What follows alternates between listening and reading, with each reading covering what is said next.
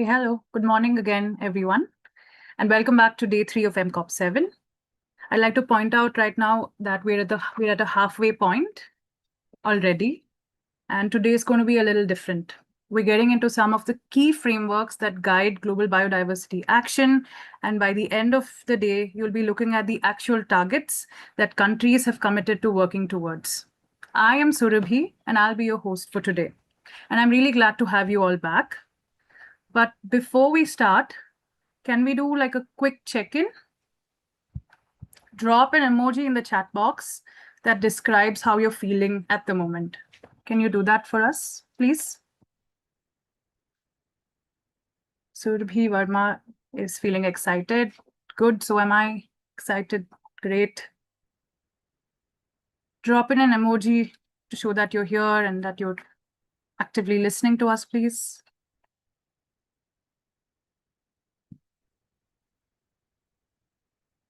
All right, I think, okay, great. A lot of you are feeling excited. Good to know. Bhargavi is also excited. Dhruba is also excited. Good. All right, I think we're ready. But first, can we set some ground rules? Can we have the next slide, please? Okay. So before we actually start, I'd like to give you a few quick reminders. First things, you have to rename yourself on the Zoom call with your name followed by your school's name. For example, if your name is Anukriti and if you're from KV New Delhi, that's exactly how you're going to have to rename yourself. All right. So number 2, participate actively through the chat, polls, question and answers, and discussions. All right. So number 3, please ensure that the entire team, all the team members of your school have joined. Daily session recordings will, of course, be shared for anyone who misses a session. The next ground rule is, of course, do not share the link to the virtual sessions with anyone except your MCOP 7 team. The next rule is, of course, to take notes during expert sessions, especially the ideas or examples that could help with your MCOP 7 project. Last but not the least, ensure that you have good and uninterrupted internet connectivity at all times so that you don't miss out the important bits of the session. All right. Okay. Now, let's do a quick recap of yesterday. Let's rewind a little bit to what we've learned yesterday. We looked at biodiversity and sustainable development, explored how biodiversity connects with climate and communities, and discussed conservation through the perspective of gender and indigenous and local communities. We also heard a field story that gave us a glimpse of what conservation can look like beyond policies and instruction and institutions in the places where people are actually working with nature. Now, I want to hear from you. What are your 2 best learnings from yesterday? If you can type that onto the chat. What are some of your 2 best learnings from yesterday? Community support. Yes. If you can be more specific, everybody, what are your 2 best learnings from yesterday? Not necessarily the most important ones, just 2 things that stuck with you. The incredible story of the snow leopard. Great. Good to know. Economics and conservation. Fantastic. What about the others? May I please request you all to partners code, role of communities in conservation, conservation and economy. All right. So there are some really interesting ones that are coming through. Small incidents can also influence you for bigger learning. Absolutely. So the question is, what were your learnings from yesterday's session? We're doing a quick recap, and I've asked everybody what your best learnings were from yesterday. Incredible story of snow leopard. Protection should be rewarded. All right. So there are some really interesting ones that are coming through. The role of women all over the world in farmland and the strategy principles of executing a plan. Great. Snow leopard conservation effort. Great. Women's part in conservation. Fantastic. All right. Okay. Now that we've got some really interesting ones, That's actually a useful habit, for this conference in particular. You don't have to worry about remembering everything. Pay attention to the ideas that stay with you. Those are the ones that are often worth remembering and exploring further. All right, everybody. Okay, now let's talk about your homework from yesterday. We'd asked you to watch 2 videos. One was about the importance of biodiversity and why it matters. The other one was about Conving Montreal Global Biodiversity Framework. We hope you've watched them because I have some questions for you. Write your answers in the chat box again. You can be very brief about it. Name one way biodiversity supports people or the planet that you learned from the video and why that is important. So the question is also on the screen and I repeated that. So if you can drop the answers in the chat box. So we're doing our homework reflections from yesterday. We asked you to watch a video about biodiversity.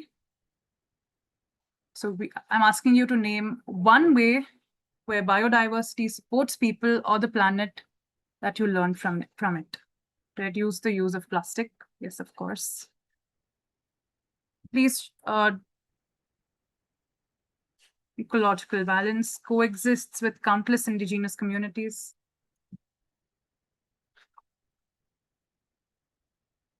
All right. Please answer in your chat box. May I request everybody who's present to drop your answers into the chat box. Biodiversity maintains the balance of life on Earth. All right, that's correct. Okay, now we move forward to the next question. What is the main role of KMGBF in your own words, if you can answer that again in the chat box? KMGBF mainly focuses on sustainable use of biodiversity and fair and equitable share of it. Yes. All biodiversity should be protected. Creates harmony and coexistence. Biodiversity keeps nature clean. All right. We're conserving different species of animal and their existence. Sustainability. Okay. The question is, what is the main role of Conving Montreal Global Biodiversity Framework, in your own words? Is a treaty that tries to resolve biodiversity, also sustainability and fair and equitable usage. All right.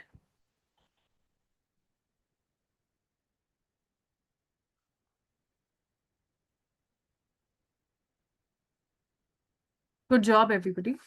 Living in harmony. All right. Okay. All right. Great. Your learnings from these videos connect quite nicely with what we're looking at today. How broad biodiversity goals eventually have to make sense in specific places and for specific people. And that brings us to today's theme. Today's theme is understanding the CBD COP and the Global Biodiversity Framework. Today, you've heard us in the past use terms like CBD, COP, KMGBF, biodiversity targets over the last couple of days. Today, that's exactly what we're going to do. We're going to unpack these terms and, more importantly, understand what they actually mean for biodiversity action. Can we have the agenda slide, please? So the agenda for today is that we will start with the Conving Montreal Global Biodiversity Framework and how countries develop plans around it. Then we'll take a look at the community conservation through a short film, unpack the 30 by 30 target, and finish with a practical session where we'll start decoding different targets. And as you listen today, there's one question that I think is worth keeping at the back of your mind. If this is a global target, what could it actually look like in my school, in my community, or my local area? That's where the targets start to become much more interesting. Okay. So this is the agenda for today, and I hope you're all set to have excellent sessions and a short movie screening. Can we have the next slide, please? Okay. Let's start with the framework itself. The Conving Montreal Global Biodiversity Framework, or the KMGBF, gives countries a shared set of goals and targets for addressing biodiversity loss. But a global agreement doesn't automatically change what happens on the ground. Countries need to decide how they will put those commitments into actions, and that's where national and subnational planning comes in. To help us understand this connection, I'd like to invite Dr. J. Saundrapandi, Project Officer with the UNDP BioFin project at the National Biodiversity Authority of India. Dr. J. Saundrapandi will take us through the KMGBF and the role of national and state biodiversity strategies and action plans. May I please request Dr. J. Saundrapandi to take over? Thank you, ma'am. Thank you, ma'am. I'm just sharing my slides. I can straight away go to the slide, actually, presentation part. Okay, madam. Absolutely, sir. Thank you, and over to you, sir.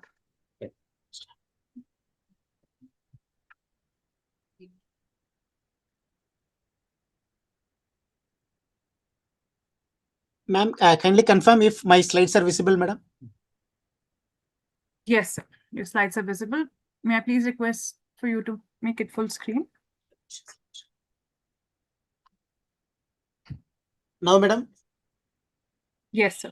You can go. Thank you, madam. Madam, I'm given 30 minutes, so I will try to complete it within that time frame.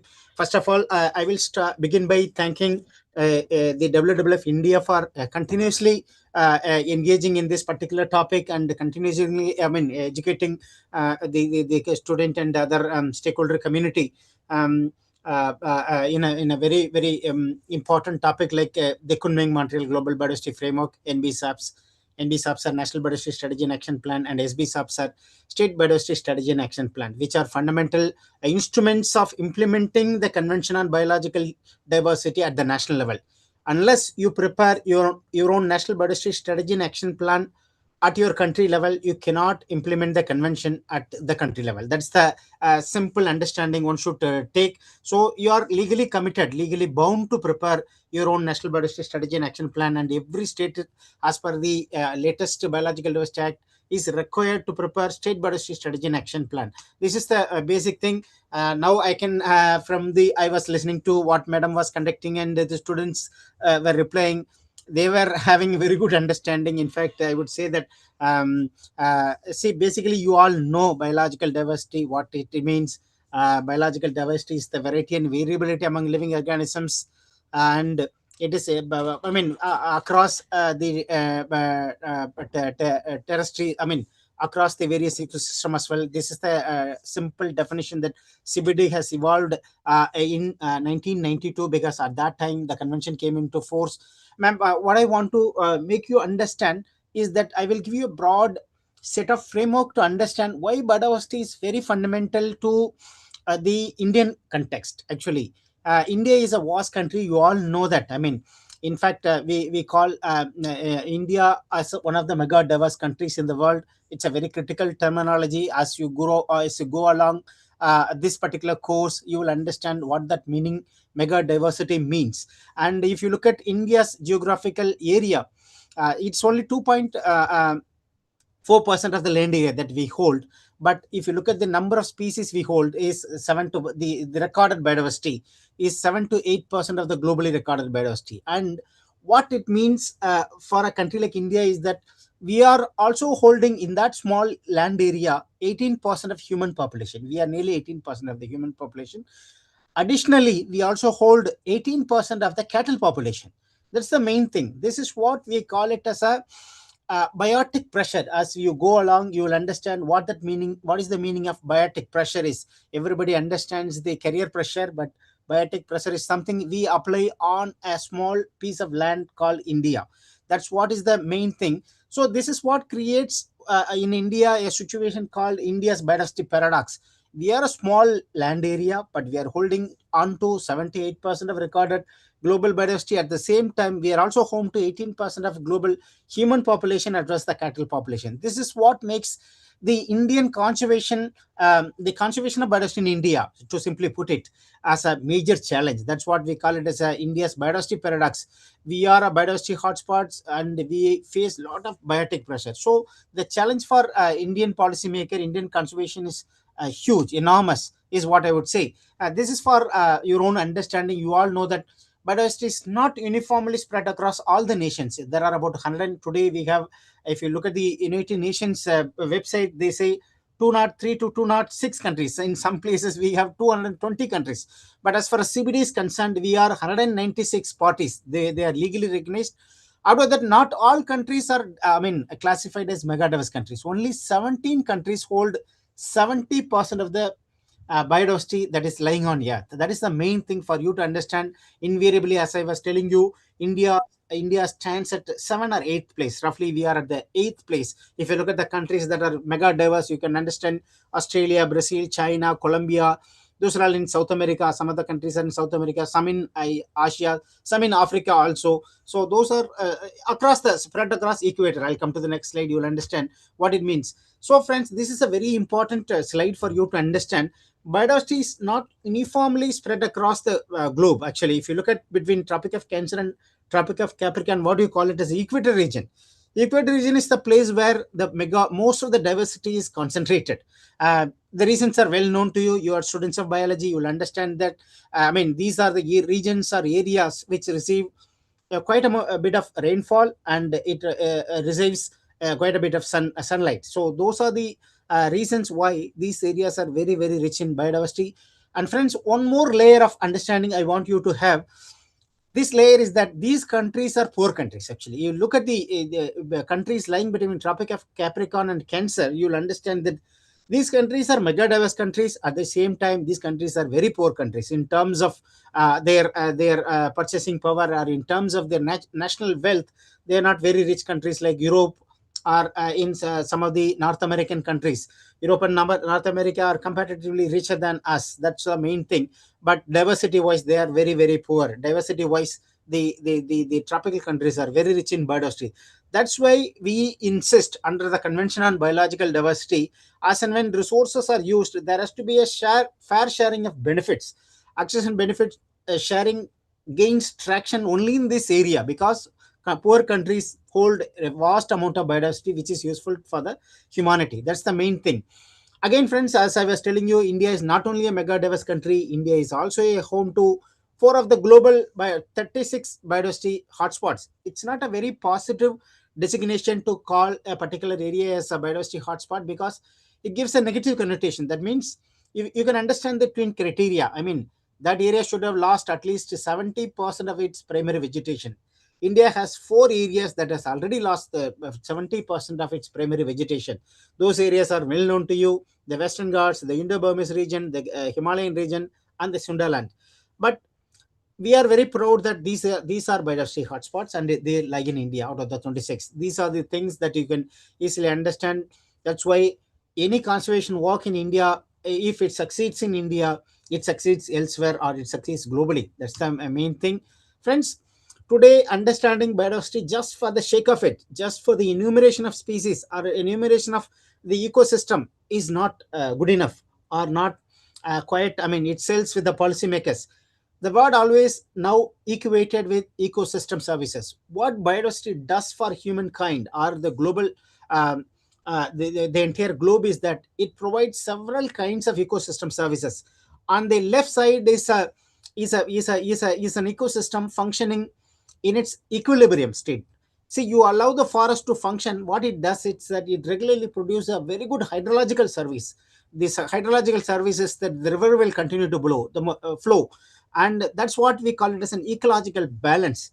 And when the ecological balance gets disturbed, what you get is the right side slide. You come to Chennai. I'm sitting in Chennai in May, June, April, May, June. You'll find pictures like what people were searching for water under 200 feet, very roughly. And you come in the monsoon season, starting from October, November, December, the entire city will be under the water. Now it's every second year we are facing this phenomenon. This is what we call it as an ecological collapse. Every city in the country is facing this kind of a situation. So we must understand that biodiversity and ecosystem services are very, very fundamental to human survival. Friends, species is not only distributed, you must understand that. See, you look at the varieties of why India is a very, very unique country is that we call India is a bioculturally rich country. there are certain countries we call them as biodiversity rich countries, like Brazil. You go to Brazil, it's very biodiversity rich. You go to Congo in Africa, it's very biodiversity rich. But biocultural diversity is what unique to India. You go to any region in South India, for example, you come to Wayanad region, it's very famous for its rice varieties. These are all not created in the agriculture universities, but it is these are all rice varieties created by people themselves. It was developed over thousands of periods of, their own selection in breeding and process. You go to northeast, you'll find similar kind of situation in terms of citrus crop or Garcinia crop. There are every region in India is unique to a particular variety of a biodiversity. Once you travel across the country, you will understand. This is what sets India's biodiversity a very unique thing. Likewise, you can understand. You come to the Deccan Plateau, for example, Andhra Pradesh, Odisha. In that belt, you will find a large number of minor millet varieties, which are very resilient or very drought resistant. Actually, these are all drought resistant crops, and they can withstand any amount of humidity or water scarcity, and they continue to produce those crops. And this does not happen across plants, it is also happening across the livestock varieties. For example, you go to any region in India, you will always find a particular breed. We call them as breed.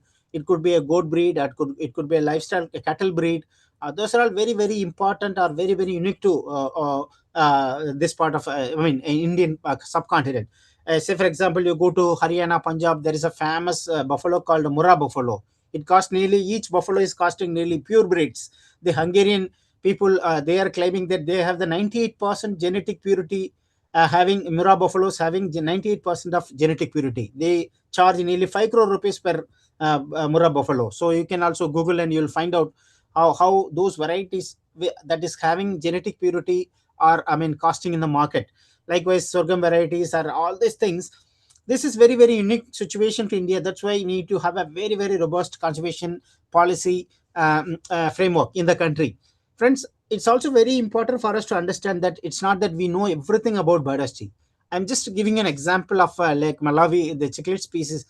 This is a situation spread across various biota. For example, many scientists are saying we know only 1.4. We have described, science has described 1.4 to 1.8 million species, but the amount of species varieties available in the globe is nearly 10 million to 30 million. That's what many people think. Our knowledge on flowering plants is very good. Our knowledge on birds is very good. If you ask me if our knowledge on insects, arthropods are very good, I would say no. Our knowledge on those areas are marine biodiversity. For example, our knowledge on marine algal species is very, very poor. Today, even in the terrestrial species, many insects could not be identified unless you have a very good expertise sitting somewhere in the Geological Survey of India, or a plant variety that could be easily identified by the Botanical Survey of India. We need scientists trained in that particular area. For example, I'm trained in plant taxonomy, angiosperm taxonomy, but my knowledge of bryophytes or pteridophytes or the marine algae is very very poor. I don't know. Say for example, blue green algae. If you, I cannot identify 5 species of blue green algae, because that's very very difficult area of work that requires expertise and experience of many years. This is what is the state of knowledge related to biodiversity. Friends, what determines diversity is a fundamental question the ecology and biodiversity scientists are trying to understand.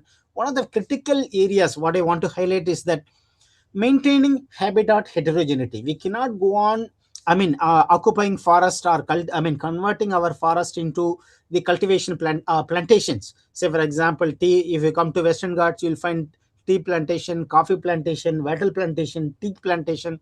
You go to Northeast, you will also face the similar thing. Assam tea is very famous, but that area is the Himalayan forest, actually, tropical Himalayan forest. So you must understand that maintaining habitat heterogeneity is very very important to maintain the species diversity. That's what is will derive the evolution of species. Friends, as we moved along, we must understand that our understanding of the ecosystem service also has evolved. For example, when the Britishers came, I studied in Kodaikanal. For example, you have you been to, I don't know how many of you have been to Ooty or Kodaikanal. If you come across those areas in the vast forest land, you'll find a particular ecosystem called grasslands. The British people, even today, you look at some of the gazetteers prepared by British people, they always classified grasslands as wastelands. Then our understanding of biodiversity has grown, our understanding of the ecological sciences have grown. Today, if we are understanding them as water sponges.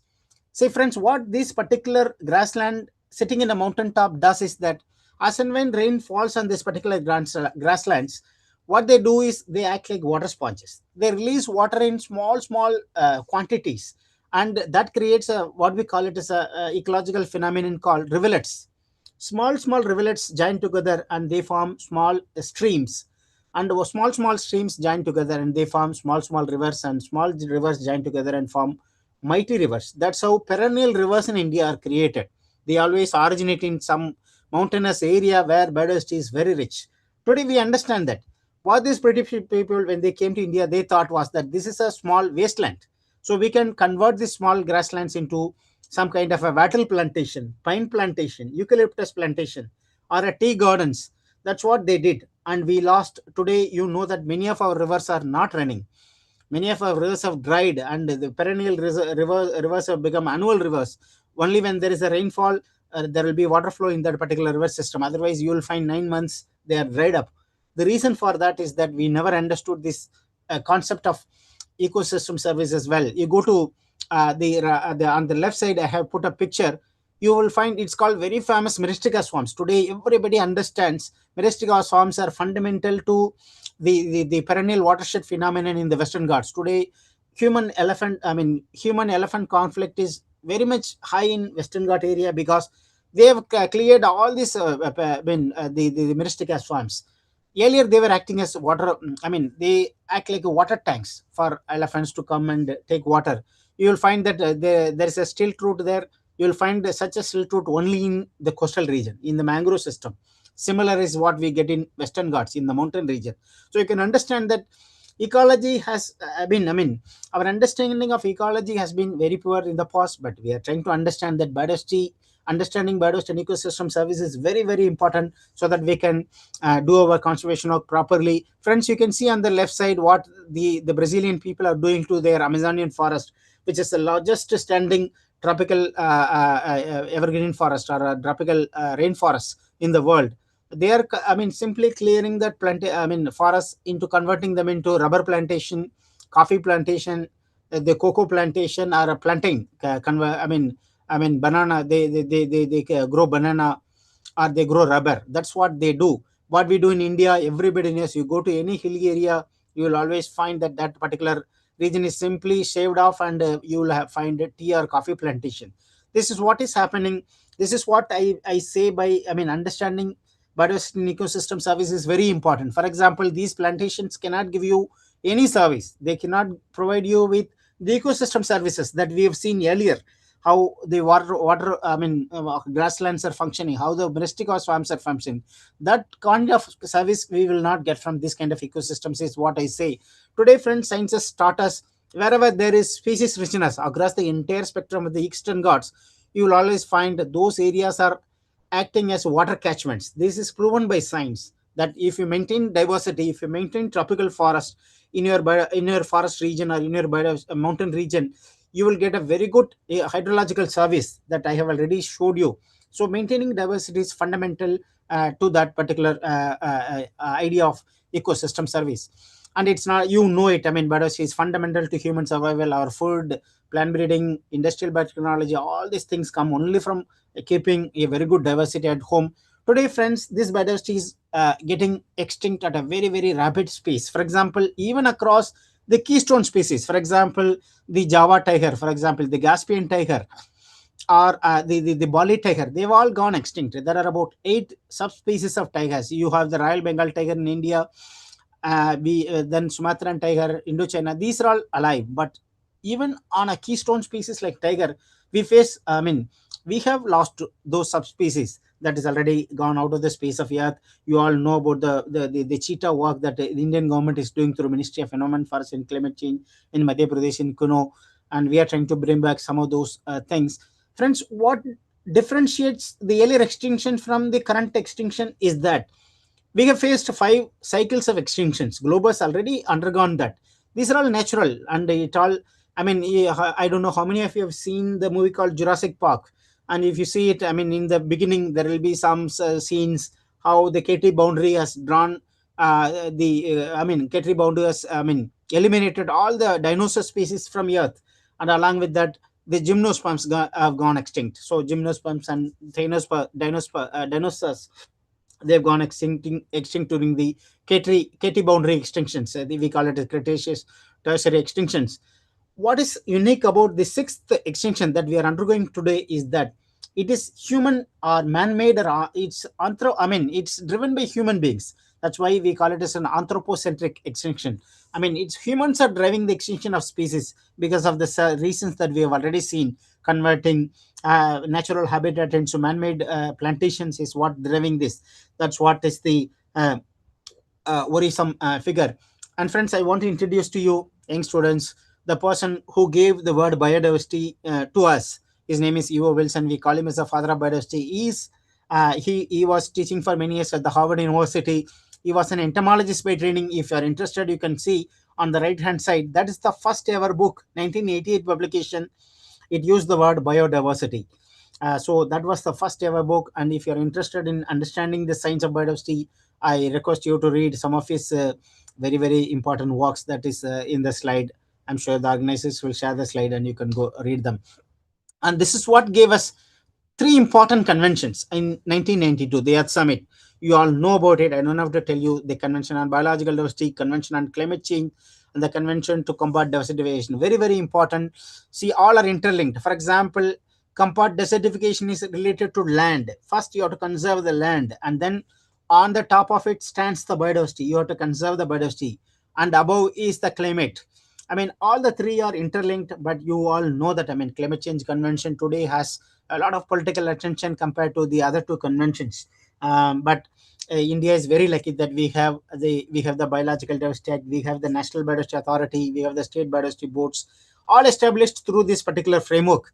This is the Convention on Biological Diversity. Friends, you all know that, as a party to CBD, every country has to prepare a national strategy or a plan. We call it as a National Biodiversity Strategy and Action Plan. India is very, very unique in that sense that we have prepared from 1999 onwards series of documents, policy documents at regular intervals.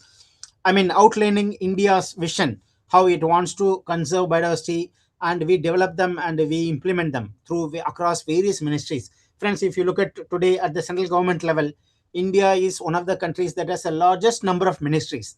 There are about 56 or 57 ministries. Out of that, 50% of the ministries have something to do with biodiversity.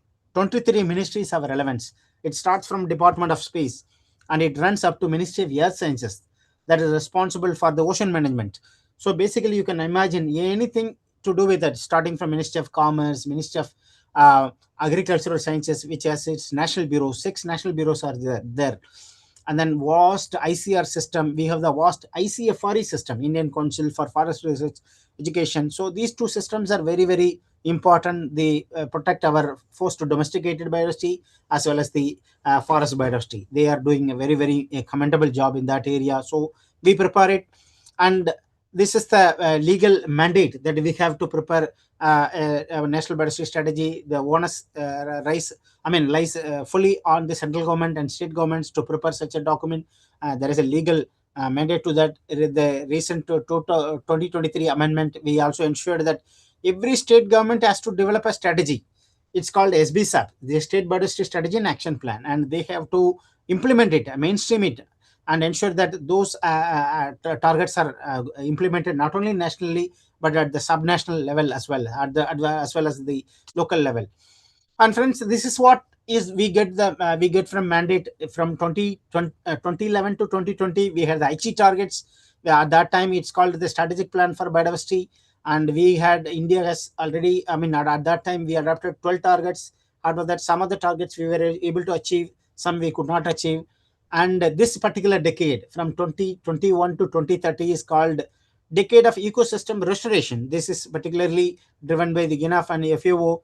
Basically, they look after all kinds of restoration work has to be undertaken during this particular decade. Is what there is also a bond challenge. Actually, bond challenge is about the FLR forest landscape restoration. India, again, India is pledged to 26 million to restore whatever the degraded forest we have in the country. Friends, these are all some of the very key year and the various multilateral environmental agreements. We call it CBD side. CBD UNFCC, UNCCD are called multilateral environmental agreements. We call them as MEAs. You all know it. 1992 CBD came. There are several of them actually. Nearly 600 of the multilateral environments agreements are then they're in place.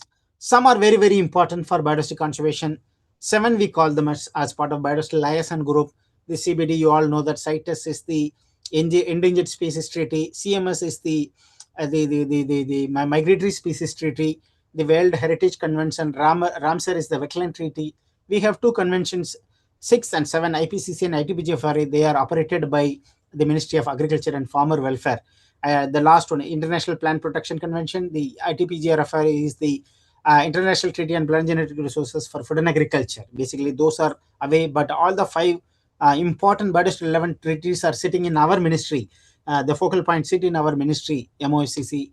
So basically, we have a long history of having this multilateral environmental agreement developed, but the most important period or most important event, the watershed moment, is the Stockholm Declaration. Everybody will go through it. If you're a student of environmental sciences, you will understand that 1972 United Nations Conference on Human Environment is where our Honorable Prime Minister Indira Gandhi attended. And after that, you can understand how Indian various action regulations were put in place to conserve our biodiversity. And then 1992, another watershed moment in the biodiversity conservation, that is the Rio Earth Summit or the Rio Declaration. Friends, if you are keen on understanding what are the various multilateral environmental agreements relevant to your program of work, you should visit this particular website. It is maintained by United Nations environmental program, United Nations Environment. Now it's called Infomia. If you're interested, you can go to it. You can easily download those treaty and understand it. Friends, you must understand biodiversity conservation is governed by several principles. For example, if you are a polluting person, you must understand what is polluter pay principle.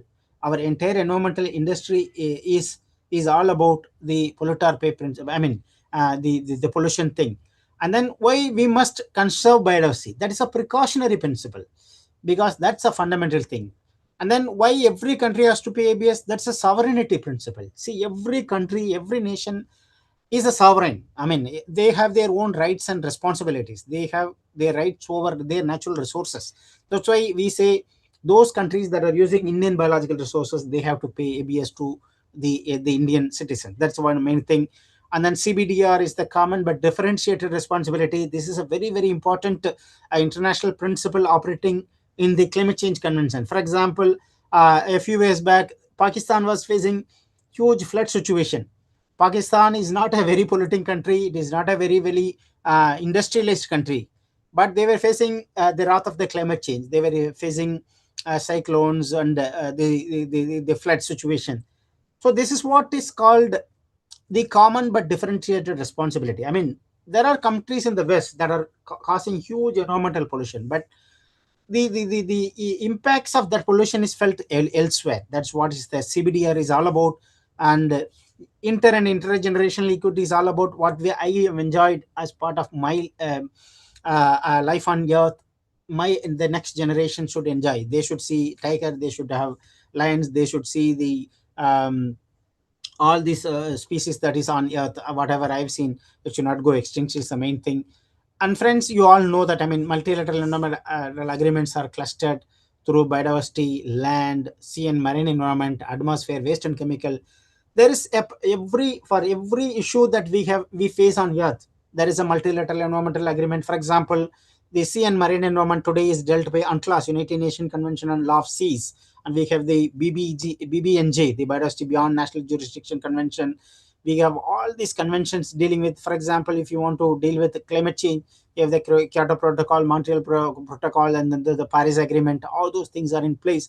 If you're interested, as and when you progress in your career, you will understand, and you have to have some knowledge about it. And whatever we do in the country, these can be implemented through, there is an article in the Indian Constitution. It is Article 253. Whatever the international, I mean, multilateral agreement India signs, it can be converted into a national law as per Article 253 of the Indian Constitution. You can sign an international treaty, you can come back, and the Parliament has the power to convert that international treaty into a national law, is what I mean to say. This is the IC target. At that time, there were five goals and 20 targets India adopted. 12 targets out of it, and India has also achieved some of it. For example, we achieved target 11 at that time, IC target 11, NBT 6 at that time. That is relating to the protection of terrestrial, component of the biodiversity. And today, if you look at India's state of forest report, you will find that nearly 25% of the land is, in one way or the other, it is covered under some kind of a protection. It has some kind of a protection, is the main thing. Our forest policy says one third of India's forest should be under some kind of a forest cover, is the national forest policy says. And as far as achieving IC target 16 is concerned, it is relating to the access and benefit sharing. And in India, we have the National Biodiversity Authority, state biodiversity boards, and biodiversity management committees at every level, at the state, national level, state level, union territory level, and at the local level, which is dealing with the ABS in the country. And India is a leading country as far as the implementation of the Nagoya Protocol is concerned. And you know that from 1992, you have heard the story. In 1999, we prepared one document, and then in 2008, we prepared National Biodiversity Action Plan.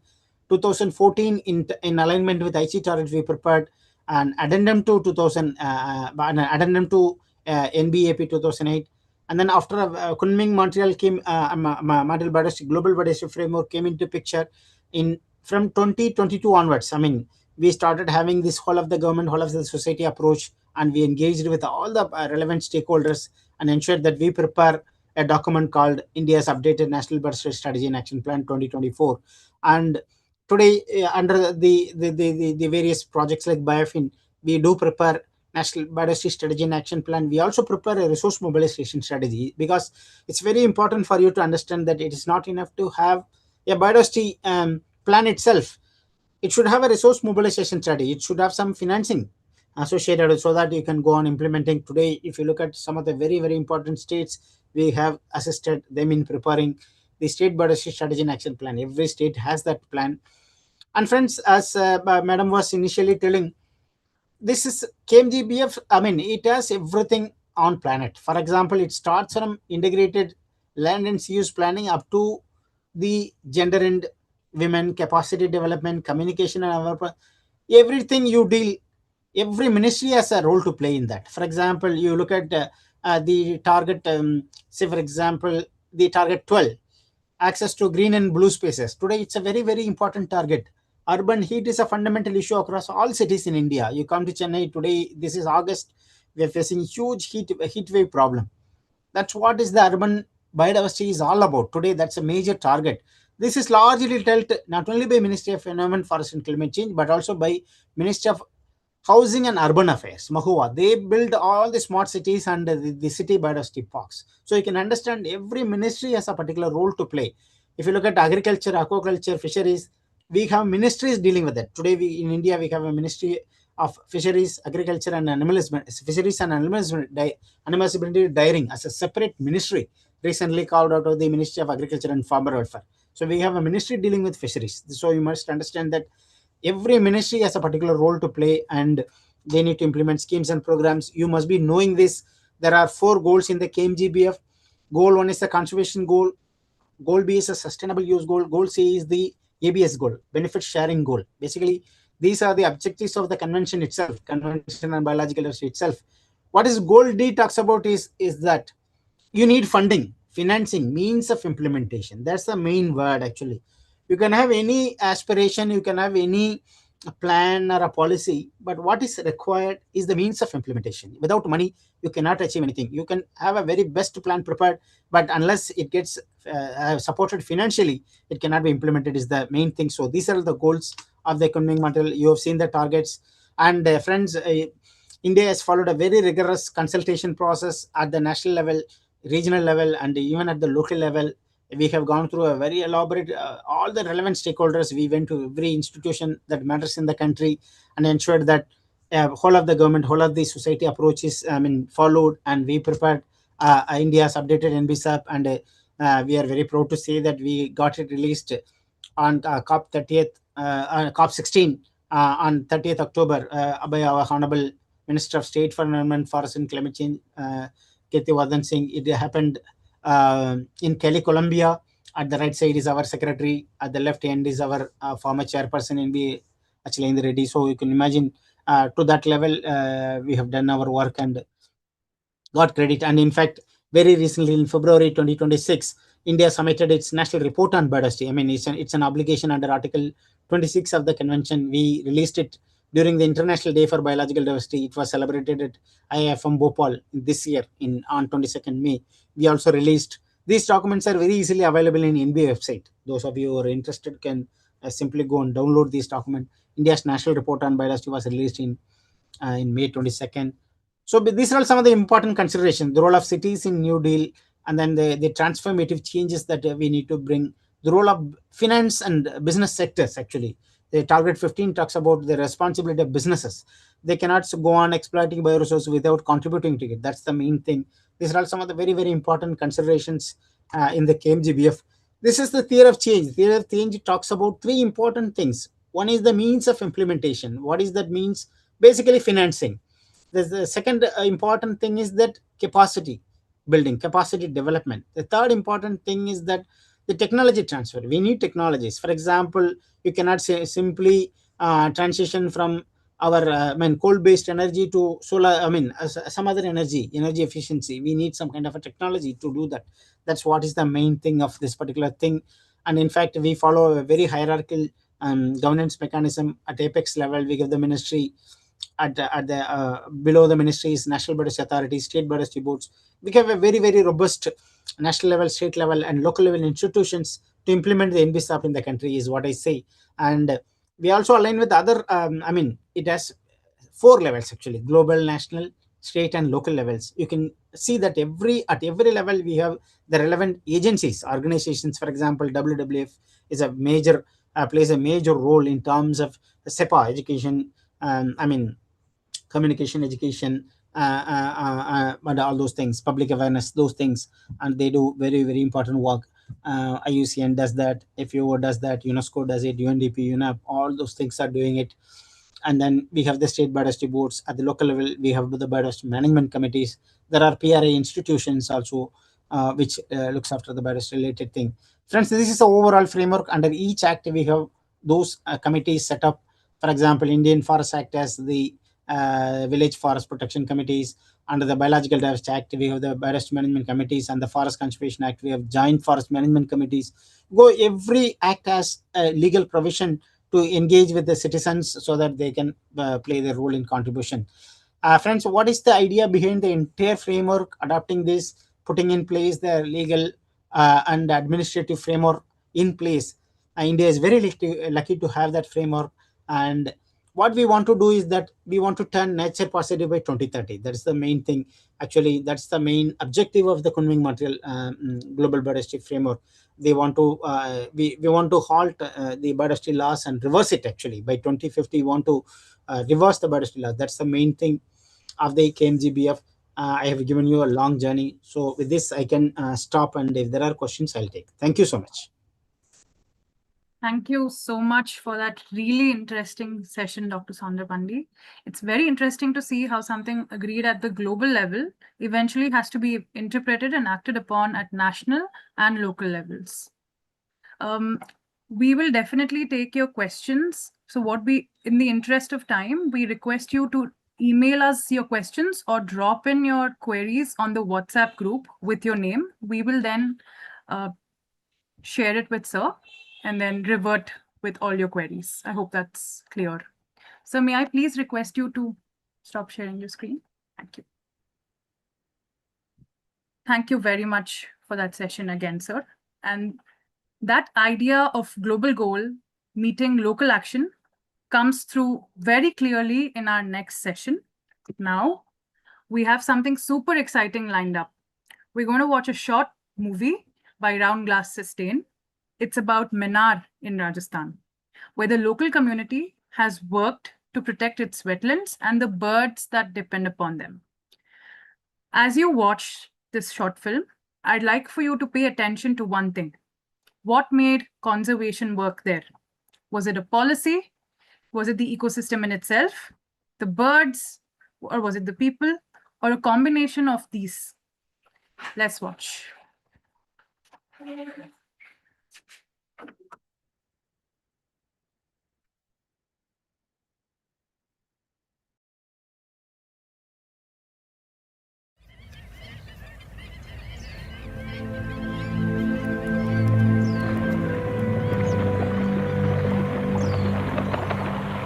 दुनिया में तो सबसे अगर कोई चीज़ है, ईश्वर की बनाई पक्षी ही हैं।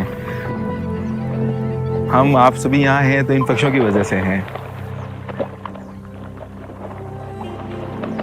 मेरा ये जुनून है कि मैं हर दिन की इनकी एक्टिविटी दोनों टाइम की नहीं देखता हूँ, तो मुझे ऐसा लगता है कि आज मैं अपनी लाइफ का कुछ मिस कर गया हूँ।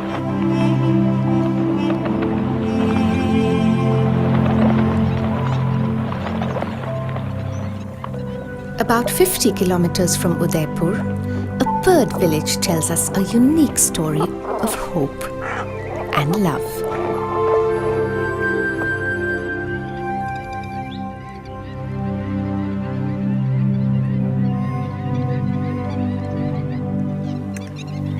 Minar is not a reserved bird area, yet its avian residents thrive alongside its humans. Thousands of resident and migratory birds feel secure, even in the heart of a bustling village. The reason are the Minarias, the local people of Minar. These passionate bird lovers call themselves Pakshi Mitra, or friends of birds. Minar ने सदियों से इस water body को सहेजा हुआ है। यहाँ hunting नहीं होती है, शिकार किसी प्रकार का नहीं होता, खुद नहीं करते। बाहर के कोई लोग आते हैं तो मिनार का इतना डर है कि वो यहाँ शिकार कर नहीं पाते हैं। नॉर्दर्न पिनटेल और ग्रे geese.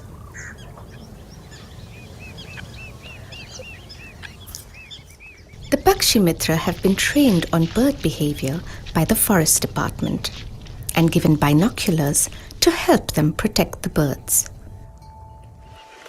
यहाँ की जो चिड़ियाँ थी, हम बचपन में जब तालाब में नहाया करते थे, सारे काले काले बर्ड्स नज़र आते थे हमें। लेकिन अब जब मैं इनको देखने लगा हूँ, इनकी एक्टिविटीज़ को वॉच करने लगा हूँ, पहले हम लगता था कि पूरा तालाब बतखों से भरा हुआ है। अब लगता है कि यहाँ पे बतखों में पेलिकन्स है, फ्लेमिंगोज है, नॉर्दर्न शाउलर है, नॉर्दर्न पिनटेल है, यहाँ पे कॉमन कूट्स है, ग्रेट क्रेस्टेड ग्रीब है, ग्रे लेग गीज है, बार हेडेड गीज है। तो डिफरेंट डिफरेंट नेम सब आते हैं, उनके नाम जानते हैं, उनकी चोंच को देखते हैं, उनके पैरों को देखते हैं, मज़ा आता है। The villagers do not use water from the lakes and ponds for irrigation, maintaining a consistent water level through the year. सुबह शाम तालाब के इर्द गिर्द हम पेट्रोलिंग करते ही हैं। धन तालाब है, इसमें पहले खेती करते थे, लेकिन जो यहाँ के बुजुर्ग हैं उन्होंने इन पक्षियों के लिए वो खेती का ठेका देना भी बंद कर दिया। उससे इनकम होती थी गांव को, वो भी इनके लिए छोड़ दिया। To ensure plenty of food for the birds, the elders of Minar have even banned fishing in these water bodies. Fishing का आज दिन तक कभी यहाँ पर ठेका नहीं दिया गया है, मछलियों का कभी कोई यहाँ पर ठेका नहीं दिया गया, तो पक्षियों के लिए वो बहुत ज़्यादा अच्छा है। From time to time, the birds also reward the villagers for their love and friendship. पिछले साल की एक घटना है, कॉमन क्रेन्स आते हैं अपने यहाँ। कॉमन क्रेन का खाना क्या है, आसपास के खेतों में जाएंगे, चने के खेतों में, और उनके वो जो शूट्स होते हैं उनको खाते हैं। तो पिछले साल ये हुआ कि कॉमन क्रेन ने वो शूट्स खा लिए। अब वो किसान रोने लगा यार कि मेरे चने सारे खा गए, लेकिन उनके खाने से उनकी जो फुटान थी वो ज़्यादा हो गई, तो उस साल उसका प्रोडक्शन अच्छा हुआ। तो इस साल मुझे वो पूछ रहा था किसान कि यार भाई वो अपने क्रेन कब आ रहे हैं इस साल।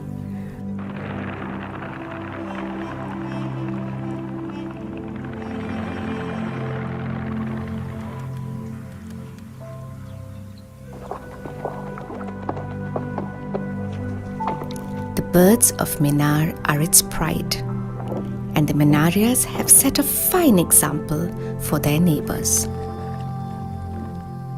इससे दूसरे आसपास के गांव वालों को भी सीखने को मिल रहा है कि किस तरह से मिनार ने नाम कमाया है पक्षियों की वजह से। तो वो चाहते कि हमारे यहाँ भी पक्षी आए, तो अगर वो चाहेंगे पक्षी आए तो वो पानी को बचाएंगे, और पानी को बचाएंगे तो निश्चित रूप से बायोडाइवर्सिटी बढ़ेगी।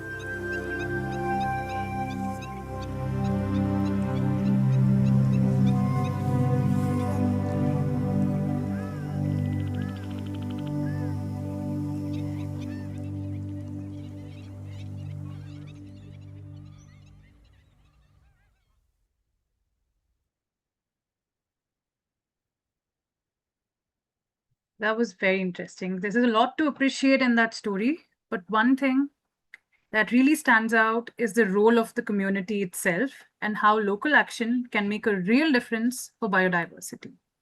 To help us unpack some of the themes in the film and answer any questions that you may have, we have with us Bhaskar Goswami, Deputy Lead Videos at Round Glass Sustain. Helping us moderate this session is Ms. Anukriti Sharma, Program Officer, Content and Training at WWF-India. Anukriti, I'll hand it over to you.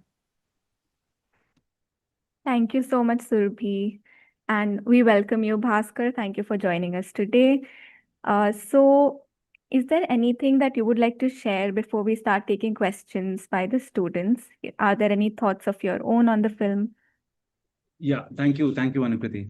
Well, good morning, everyone. I am Bhaskar. I am a documentary filmmaker and a producer, and I work on all the documentaries that we make at Round Glass Sustain. I don't have a presentation for you guys today, but I thought I'll just briefly speak about the film and the idea that how storytelling can change and have an impact on conservation. So I have a confession. My brain really treats statistics like disappearing messages. If you tell me that a wetland of XYZ size supports a certain number of bird species, it's very impressive, but I might lose that information in, say, half an hour. But if you tell me a story of how an entire village joined hands, stepped up to protect an ecosystem, gave up on conventional ways of being, that kind of a story usually stays with me. And that's the power of storytelling. Facts help us understand something, and stories help us care about it. And that is what this film does, and it does it beautifully, I feel. What is it about the Menar wetland complex that makes the birds feel safe? I guess the answer is actually very old, and it connects to the efforts of all the locals, the Menarias. For generations, the people of Menar have treated these birds as friends and fellow residents. They are not being treated as birds, as resources, or just as things for tourists to come and look at. They've respected their co-inhabitants for the landscape and they've made space for them. They made sacrifices for them. They're not farming on the lake bed like you saw in the film. Fishing is restricted, so that there's food for the birds. Water was left for the birds. And for the local Pakshimitras, they continue to patrol the wetland, watch over its visitors. I mean, I would not personally would like to call these things sacrifices, because they are actually, it's just an alternate way of being, and it's quite doable. It's just how we view these things. It's not the conventional approach, I guess. So that is empathy translated into action, and it is very easy to say that I love nature, but it is difficult to say that I will give up this thing because I want to protect nature. What makes Menar even more remarkable is that this instinct is not new. Like I said, it's very old.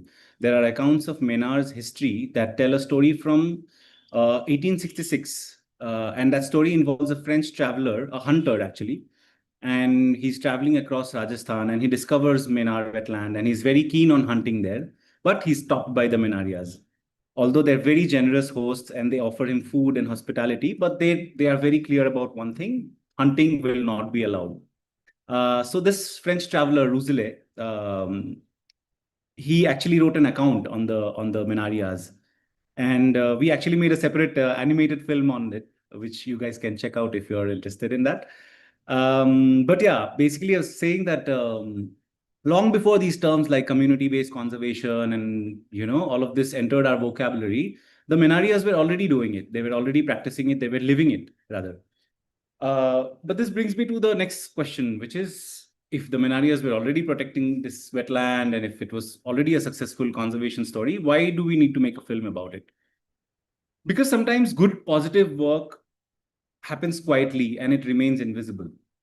So sometimes a storyteller's job is not just to arrive like a superhero and claim that, hey, we are going to save this, but it's just to kind of hold up a microphone, point a camera, and tell a story and help that example reach others so that it inspires other people. So this story did inspire others. This story did travel to, did get international attention. In 2023, this film was the only film that India showcased during the UN World Wildlife Day celebrations in Washington. It was screened immediately after the opening remarks. Imagine a 5-minute story. It's a short film. It's a simple short film, but it traveled to the US and then it got an international stage. I think it was an incredible feat for a small village in Rajasthan to be celebrated at a platform like that. And the story continued to travel. There was an article on Better India. Better India really amplified Minar's example for a much wider audience. Around the same time, we actually worked with a local from Menar, Darshan Menaria, who worked with us on that animation film that I was just speaking about. So Darshan, there was a brilliant animator called Ananya Ramesh, and me. We worked on that animation and we tried to tell the story of what happened like 150 years ago when this French traveler came, and how these bunch of people who had no idea of conservation, what conservation means, what biodiversity means, but they knew one thing, that they will not allow anybody to hunt in this particular wetland. And the fact that these residents of this wetland were their friends. And the story continued to travel, and today it has reached here to all of you. So I feel impact is not just about awards, views, and screenings. I mean, all of it is great. It actually helps us reach. It helps us reach the story to reach the people. But I think impact happens when a story changes who is visible, who is heard, what an audience believes is possible. Here at this mock-up, you will probably be discussing emissions, targets, finance, policy, and all of those are essential things, but data alone rarely moves people.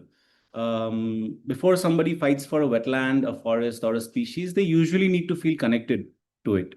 And it's stories that create that connection. It's stories that turn the word biodiversity into an actual creature, a bird that someone waits for every winter.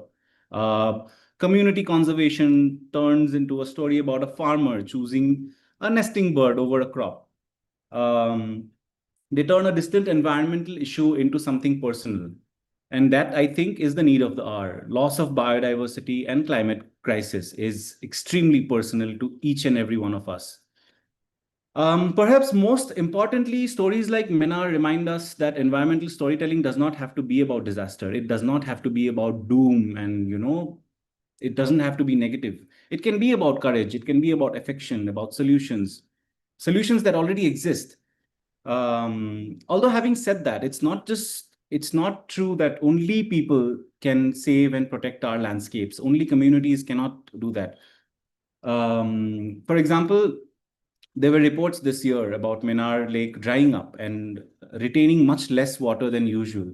And the most likely reason for that is climate change and erratic weather. And that is not in the hands of the community there. That is a much larger problem that needs to be tackled with the coming together of multiple stakeholders.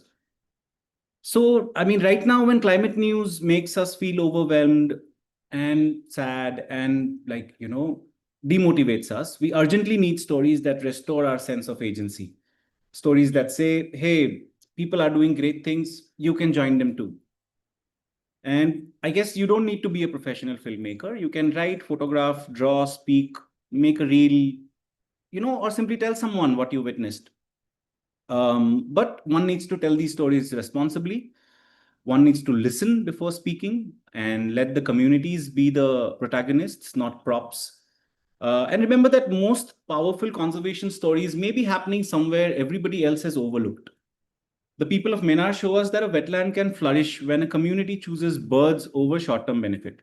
And storytelling allows that choice to inspire many, many others.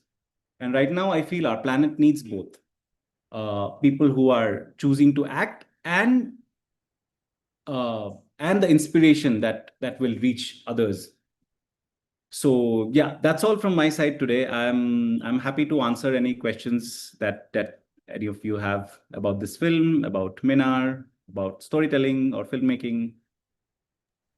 Thank you so much, Bhaskar. That was a really nice piece from your side, and you did end up covering a lot of the themes that I believe the students are interested in learning about, from storytelling to how to get started, with filmmaking, things like that.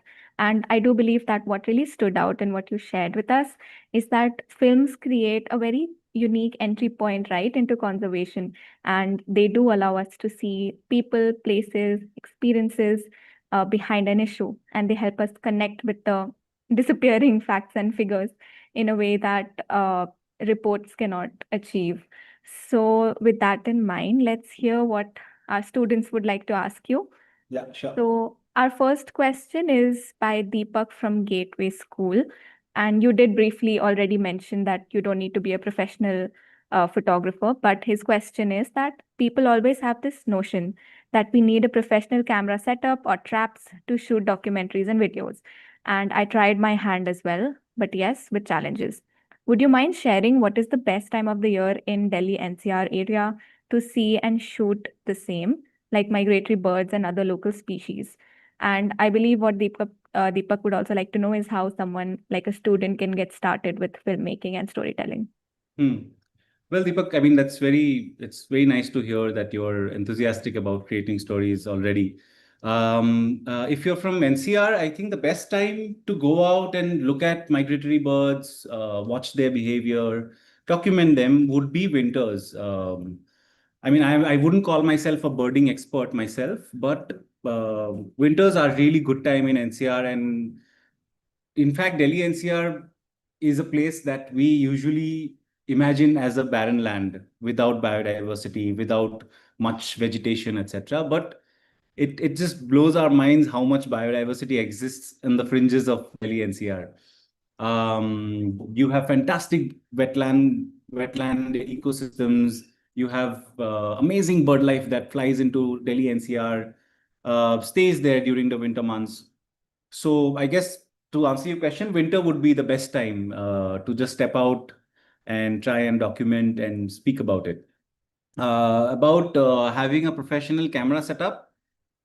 Yes, you do need lenses, etc., to get that visual of the bird up close. But having said that, in today's day and age, I wouldn't say that you only need the high-end lens and camera to document something like that. You can also do it with your phone, with something that you've written. You know, it can be a very interesting script. You can just talk about some facts, your own experience of how it is of stepping out to a wetland to spot birds on a early December morning, you know. So it can be a lot of things, but and it doesn't necessarily need a professional setup, is what I would say. Thank you so much, Bhaskar. That was helpful, I'm sure. So we have our next question from the Hyderabad Public School in Begumpet, and this is about your journey. What inspired you to get into documentary making?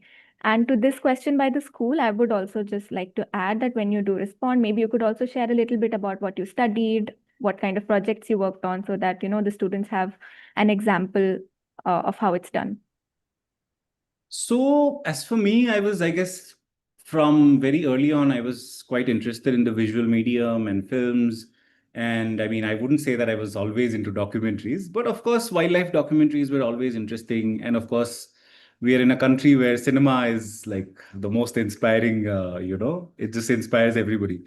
So I guess I had a leaning towards the visual medium always. And I ended up doing sociology from DU, and then I went on to do journalism. After which I basically hopped on some media organizations. I was with NDTV for a bit. I was with Express. But one of the most crucial experiences I had was with an organization called Center for Science and Environment in Delhi, where it was my stepping stone into the world of conservation and storytelling and environmental storytelling. And I did that for a few years. And then when I moved to Roundglass Sustain, I actually I immersed myself in the wildlife filmmaking world, which I was not very aware of earlier. So the last 5, 6 years have been quite interesting ride for me. And Roundglass Sustain is probably one of the very few organizations in this country which is trying to tell these stories of biodiversity, of our forests, of all the animals and birds that live in this country. And I'm very happy to be a part of the team that is kind of telling these stories and helping create these documentaries. So, I mean, we get to work with independent filmmakers. For example, this film on Menar is made by a filmmaker called Gunjan Menon, and brilliant filmmaker. And yeah, we get to work with different filmmakers like her. And it's a privilege, really. So yeah, that's my journey, and that's how I got to this point. Sounds lovely. And also, as Bhaskar did say, students, there are a lot of films on the Round Glass Sustain YouTube channel. So, in your own time, do take a look, and you can also find playlists on their YouTube channel. So, in your free time, do watch those videos. There's a lot to learn. And I think we have time for one more question. So, this is from Khyati, who studies at Holy Child School in Guwahati. So she's asking, what contribution did the Manarias make for bird conservation in the year 2016, as shown in the end of the short film? And can we know more about what they are doing as of 2026? The story of Manaria is quite fascinating. Well, hi, Kathy. I'm very glad to see somebody from Guwahati. I'm also from Guwahati. So about the Minarias, I think Minar really shot up to fame. By fame, I mean among the birding community. It got recognized around 2013. And in the next consecutive years, they started organizing a festival called the Udaipur Bird Festival, which happened in Minar and which pulled in a lot of bird enthusiasts and bird lovers. And by 2016, like it says in the video, it got notified as an important bird area, IBA, which again brings in its own conservation schemes, attention, spotlight to that place. Going forward, when this film was made, and now, last year there was a incredible news for Minar and Minarias, which was that in July of 2025, Minar was recognized as a Ramsar site, which really basically puts it on a global platform. Ramsar is a well-known. Ramsar sites get an extra layer of conservation, extra layer of protection, and it's highlighted, and it gets the spotlight that it needs. So yeah, besides an enthusiastic bunch of locals from Minar constantly pushing for Minar, having that protection, having that kind of limelight so that the birds are protected, the ecosystem is protected. And I guess with it being Ramsar site last year, their efforts have paid off. And yeah, we continue to work with Minarias. We've been on the ground. Some of our team has gone there. We've also taken this story to Washington, like I said. So yeah, it's been an interesting journey for Minar and all the people from Minar and even the birds from Minar.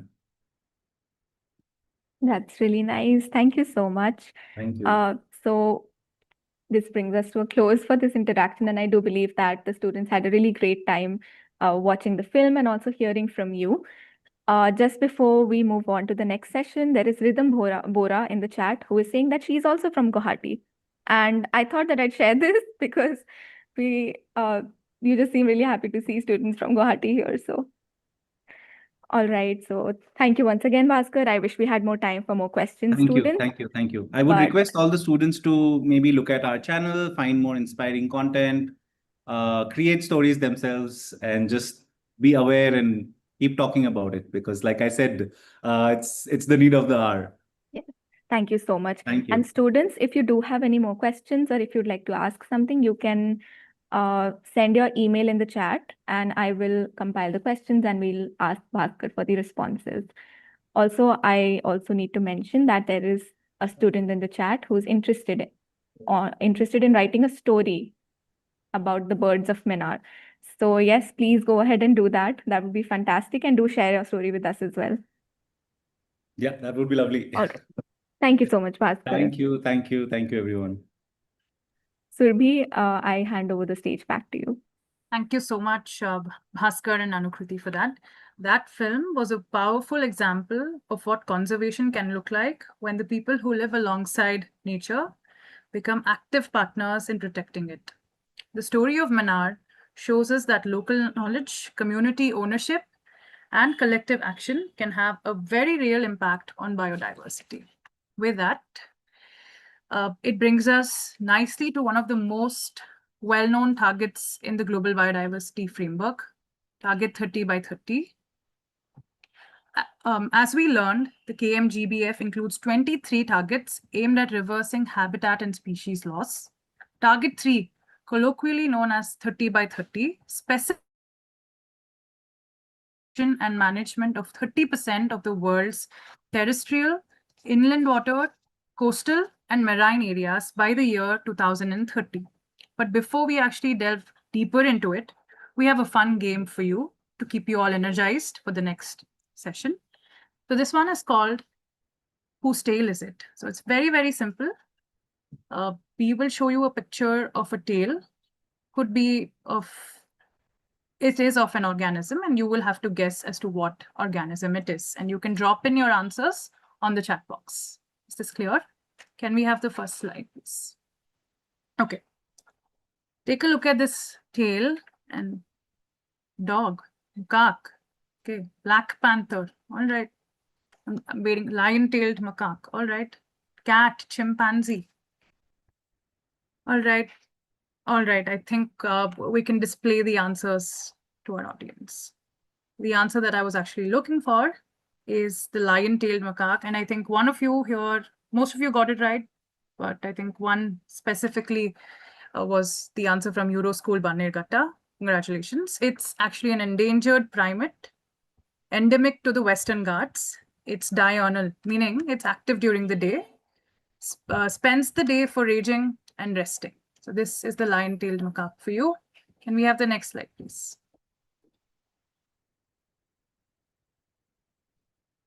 Okay.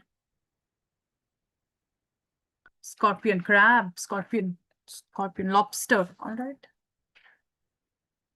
Any specific answer? Yes, that's correct. Scorpion is the right answer, but can we have the exact answer, please? The scorpion is the correct answer, but to be very specific, it's the Indian red scorpion. It occurs in most of India, and it's a nocturnal ambush predator that detects prey by vibration and subdues it using its chelae and stinger. It also feeds on small invertebrates and small vertebrates. So this is active during the night. And this is the Indian red scorpion. All right. Good to see that you're all active. Next slide, please. Whose tail is this? Can you guess the answer, please? Monitor lizard. Okay. Leech. Axolotl. Crocodile. Komodo dragon. Monitor lizard. Monitor lizard. Water snake. Iguana. Crocodile. Bengal monitor lizard. Reptile. All right, I think we can display the answers to all our students. The actual answer was the Bengal monitor. It's usually found on ground, but can climb trees. It's very shy and it avoids humans. But actually, the fact that it's hunted for both its consumption and medicinal purposes is a very sad thing, right? So this tail belongs to the Bengal monitor. All right, next slide, please. Take a look at this slide and guess whose tail this is. Possum, gray fox, raccoon, mongoose, squirrel. All right. Can we have some more answers before we actually reveal what it is? Squirrel, fox. So the answer that I was looking for is indeed mongoose, and to be very specific, it's the Indian grey mongoose. So this Indian grey mongoose is found in the Indian subcontinent. We have the last tail. Can you guess whose this is? Dhole, fox, Indian fox, red fox. All right, something feline. Okay, dhole, fox. All right, can we display the answers for our students, please? Dhole is indeed the answer that I was looking for, and it's a highly social canid native to parts of Asia. A single clan can consist of up to 40 members, and it generally hunts medium-sized ungulates. All right. Okay. So this is it. I hope you're all feeling energized and ready for the next very interesting session. Okay. Moving forward, you may have heard the phrase 30 by 30 quite a bit in conversations about biodiversity. The target calls for effective conservation and management of at least 30% of terrestrial, inland water, coastal, and marine areas by the year 2030. Sounds straightforward, am I right? But once you start asking what counts as conserved, what effective management means, and how this works alongside the needs of people and communities, it gets much more interesting. To unpack those questions, I'd like to invite Ms. Vishesh Uppal, Director, Governance, Law and Policy, WWF India. May I please request Ms. Vishesh to take over the session?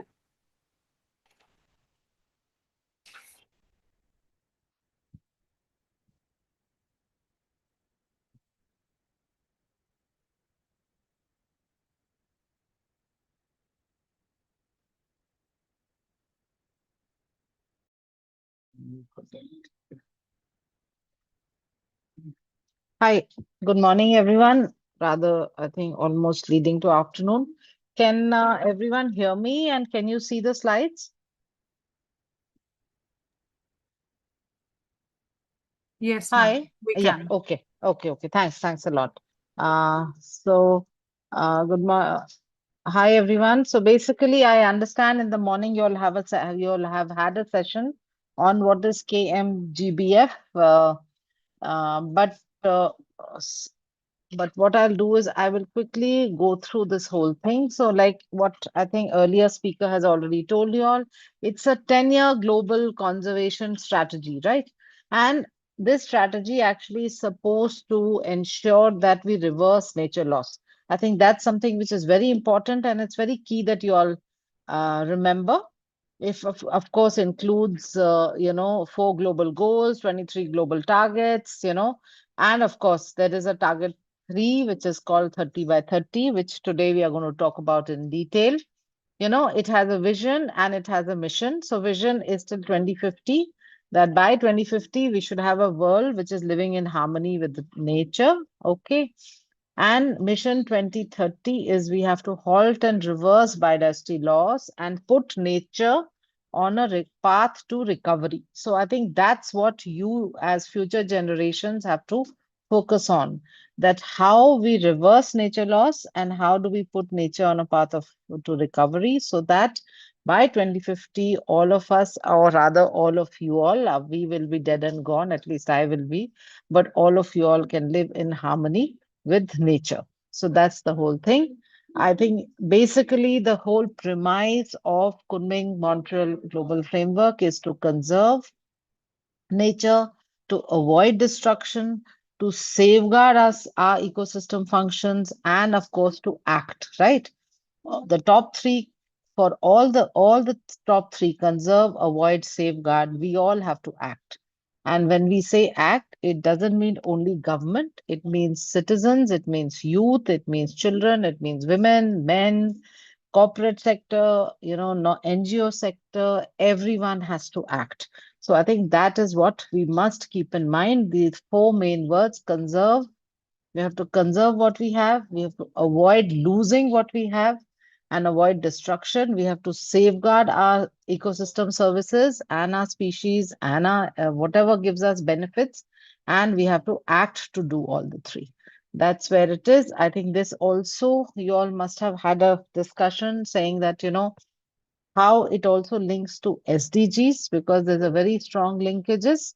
Now we will come to target 3. I think what was earlier said, if you look at it, it says we have to conserve 30% of our area. Okay, so this is an area-based target. So it says 30% of terrestrial area, 30% of freshwater or inland water area, 30% of coastal and marine areas, right? So basically, if every country starts looking at how do we at least reach 30%, but for some countries like maybe Bhutan, they have done more than 30% of terrestrial area. They don't have coastal and marine, so they have around 60% of the area conserved, for example. So some countries are doing more, some may do less because they don't have that much of area. Like Costa Rica is probably very good. It is conserving its marine areas, its terrestrial, its water areas by at least more than 50%, right? So similarly, this global goal is to ensure that every country is acting to conserve 30%. And from this 30%, they are saying you must include areas of particularly importance for biodiversity. That means areas where you have your species. There's a high species diversity, there's high level of endemism. There is the richness is there. It may be a small area within India, but which has a high concentration of medicinal plants, right? And also areas which provide you good ecosystem functions and services. These have to be effectively conserved and managed, right? And they also have to be well connected. You can't keep conserving areas which are like islands, right? Which have no connectivity. So then what happens that they actually become like small refugias, and you cannot have any cross gene fertilization and all if these are all islands. So that's what they also have to be governed well. Okay, they have to be ecological representative. India can't say that, okay, 30% we are conserving by conserving all our permafrost areas, okay, which is permanent frost areas or permanent snowbound areas, but we will not conserve our sal forest, or we will not conserve our deserts.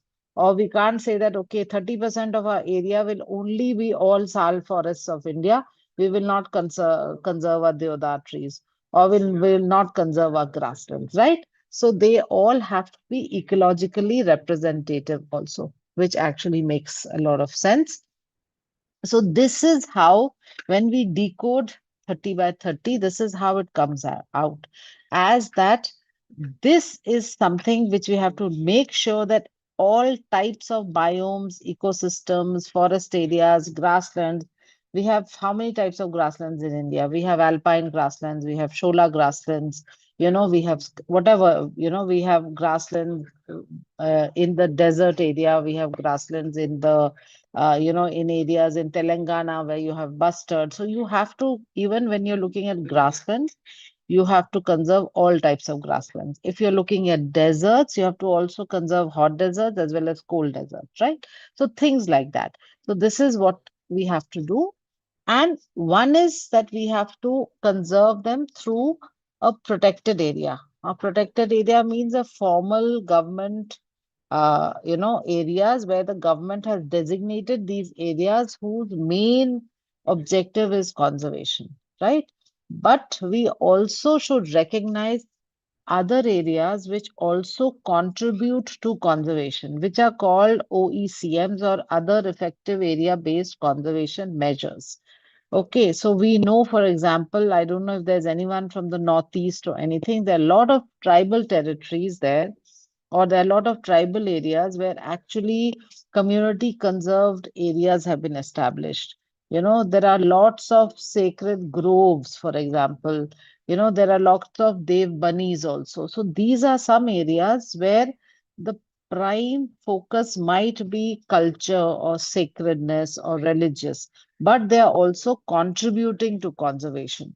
So that is how we call them as OECMs, or other effective area-based conservation measures, which is something which the government does not do, but other agencies do. Private reserve, like even a corporate sometimes actually manages to set aside some area and maybe help secure mangroves, or secure a wetland. So that also can become an OECM, a biodiversity park, which actually, like a Yamuna biodiversity park can also be a good OECM because it is actually conserving the Yamuna ecosystem, right? Which is, of course, it's a government thing, but if it was done by a society or a resident welfare association, then it can also be considered as a OECM.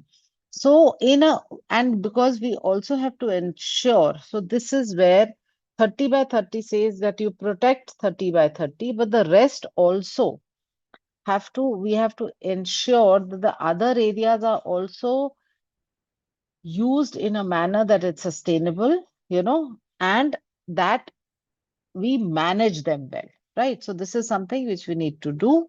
So Basically, it says it is three approaches. One is protected areas, like I have said, which is defined or designated and regulated to achieve specific conservation objectives. The second is that other effective area-based conservation measure, which is governed and managed to achieve positive and sustained long-term outcomes. Okay. But it also provides other, kind of functions like cultural, spiritual, socio-economic, or whatever, any other value also it has. And the third is that indigenous and tribal traditional territories, which are areas which often are owned and occupied uh, by people, and they also have significant biodiversity. In India, most of our area is owned by the government. The forest department is the custodian of these areas, but in Northeast, we have certain sections where actually land is the forest areas and all are under the custodianship of the tribes. So those are the indigenous and traditional territories.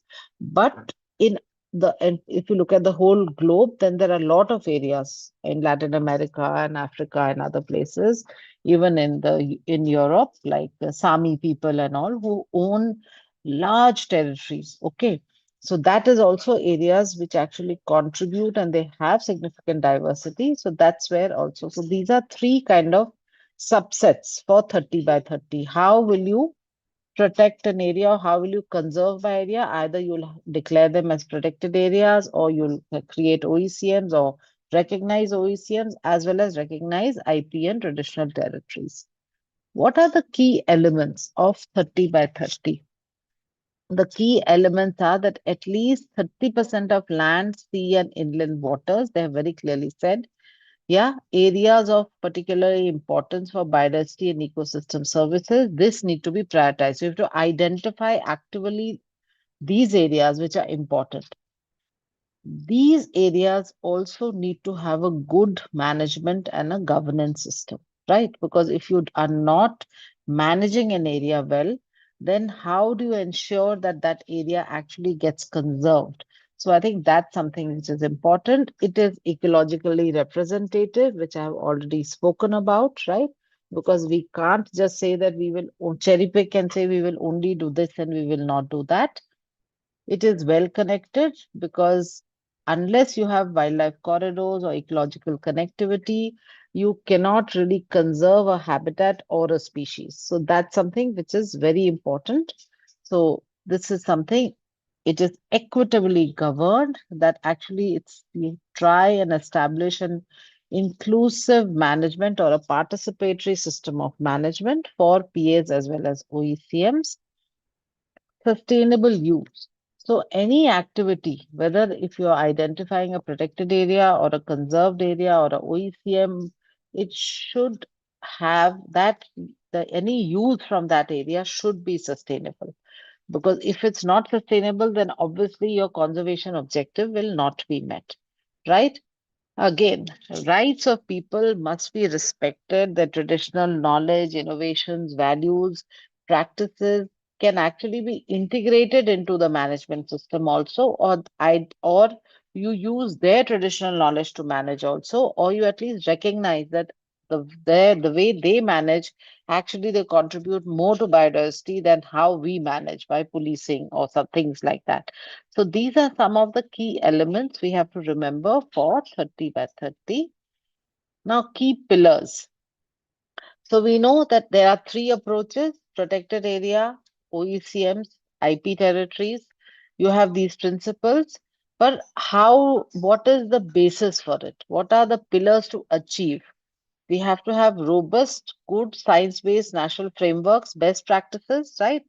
How will you measure what is being conserved effectively? How will you measure it's an area of ecological importance? How will you measure that we have actually covered all the ecologically representative areas, right?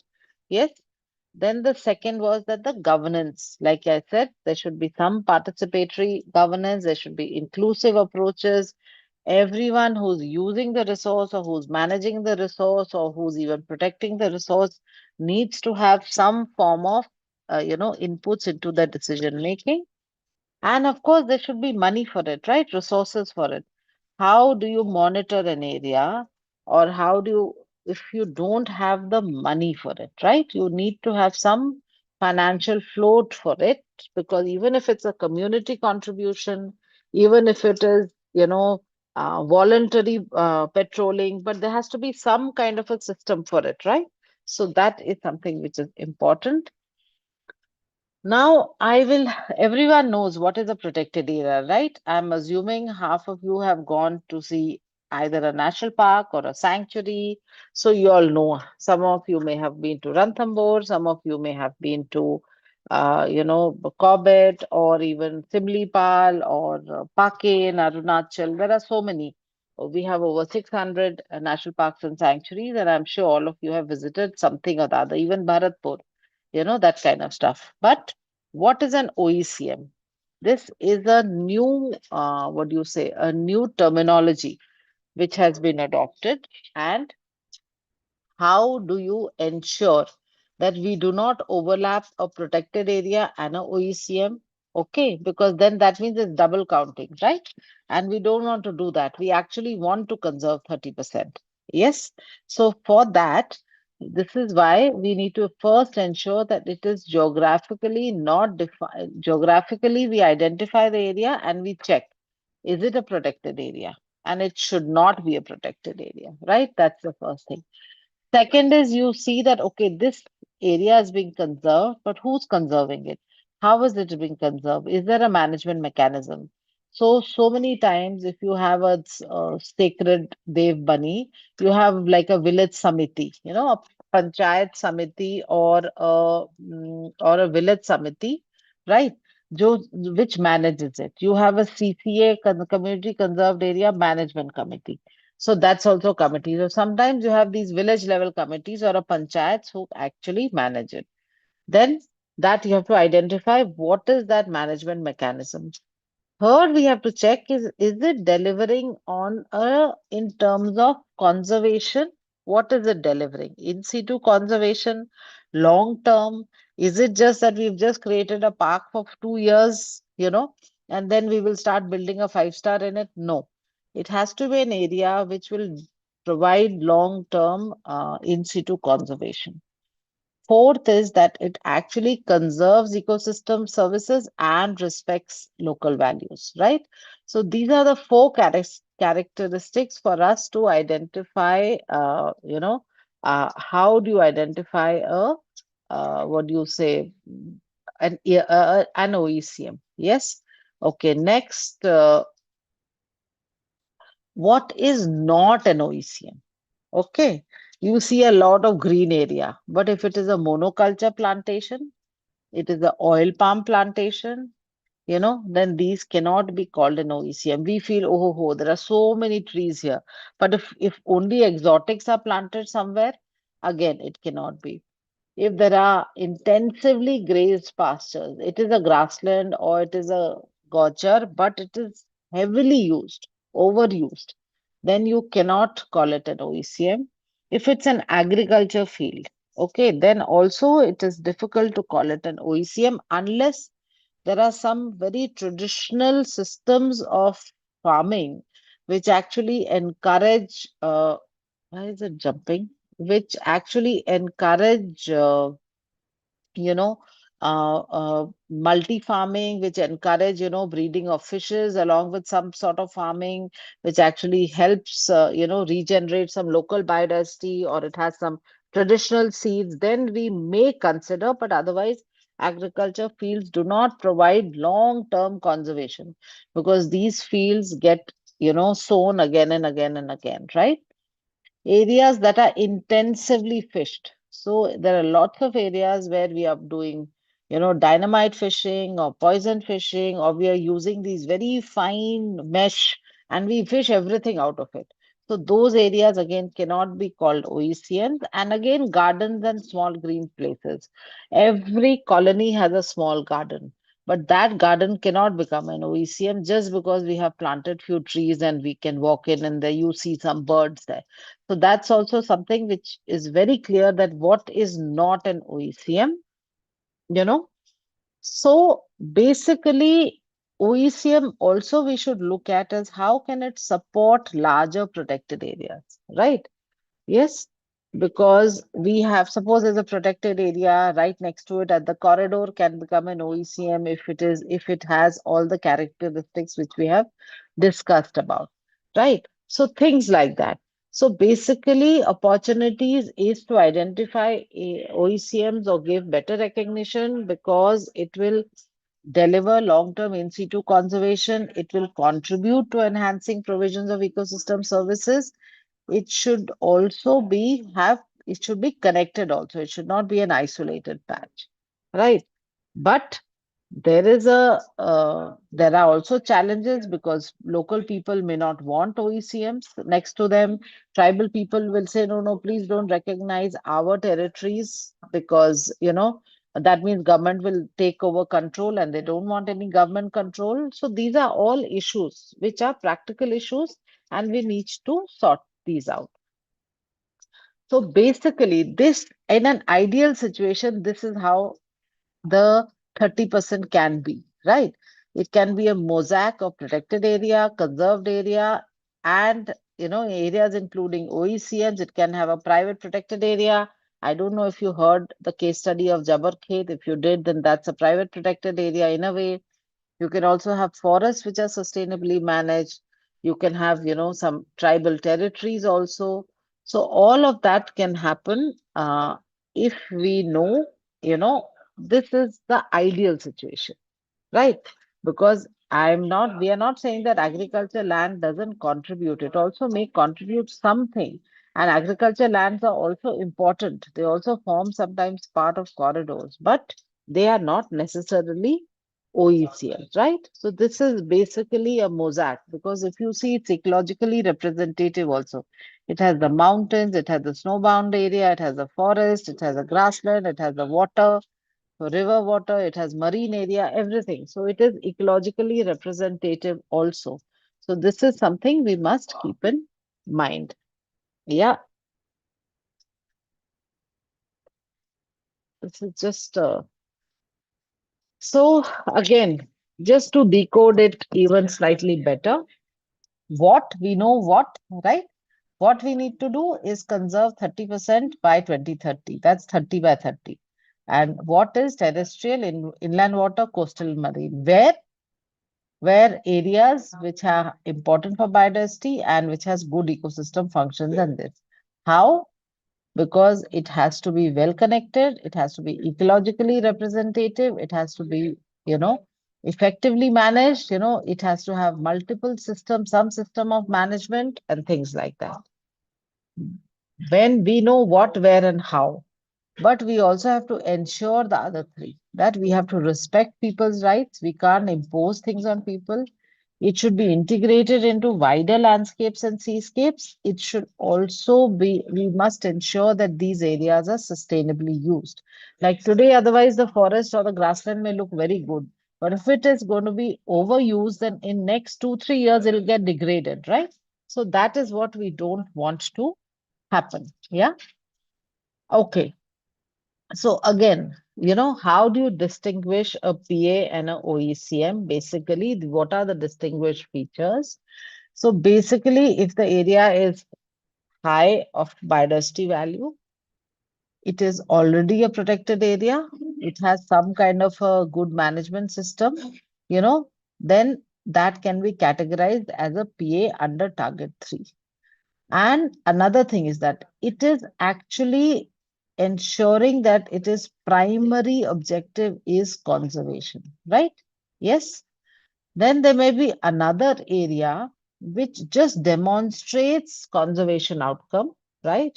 It has a good representation. It is, suitable for recognition or protection. That area can actually become an OECM also. Yeah. So basically, something which is primarily been created, formally designated by the government to achieve conservation objectives is a protected area. Other area which demonstrates conservation outcomes can actually be an OECM under target 3. And of course, consent is required from communities, because if it is their areas or it's areas which they use, they also need to agree to say, yes, It can become a new PA or it can become an OECM, or even if it's existing PAs, then we have something called the right settlement process. So that also has to be done. Just to flag, India's also has developed its own targets. I'm sure Saundari Pandian must have talked to you about it. So there is a target 3 for India also, right? Which says almost the same thing, right? That we conserve biodiversity in land, water, and sea. And what India has done, it has created 12 action points. That how will we do it? We will establish conserve area, conservation areas and community reserves, because these are formal protected areas. We will actually monitor the PA network. We will also make the PA things a bit more inclusive by running eco development plans, the PA management. We will strengthen research on PAs. We will strengthen the protection of areas of high biodiversity, right? We will develop partnerships with local communities for enhancement of wildlife habitat and biodiversity conservation. So this also will contribute to other targets called Target 2, which is the restoration target. We will also manage eco-sensitive areas. We will integrate wise use of wetlands and river basins, because rivers and wetlands are really used by everyone. Because unless there is sustainable use, you cannot ensure that, you're conserving anything. We will identify agrobiodiversity hotspots, right? We will update database of sacred groves, because sacred groves also contribute to conservation. And we will expand OECMs in land, inland waters, and marine areas. And we will create a database, because unless you have a database, you don't know where what OECM is, right? So this is what India has planned. Maybe I can. Okay, so target 3 also contributes to entire goal A. I'm sure you all have learned about goal A, right? So if you look at it, which are the direct contributions of target? So I will talk about a few targets later, yeah? And target 3 actually also contributes to all other targets, all the 23 targets, right? Yes, species management, it's important for, wildlife trade, illegal wildlife trade, or unsustainable use, because you have to ensure that all 30 by 30 areas have sustainable use, right? You will also help to conserve genetic resources. You will also help to manage your wild species use. You will also ensure that these areas give benefit to people, these areas also educate visitors, so these are all things, science and technology, target 20, which is the use of right technology to monitor, to manage and everything. So if you look, actually the target 3 kind of manages and protects everything, right? So and contributes to everything also. So whether it's a spatial tool, whether it's threat reduction, which I had said now, avoid, act, I had said conserve. So target 3 is the first action, is the conservation. It also contributes to avoiding, because you're doing so many things. Yeah. So, and you're also able to safeguard, right? You're also able to preserve. So that's what we are doing in this target 3. Okay. Should I stop and see if anyone has any questions to ask? And then I can go on to the other thing. Oh, sorry.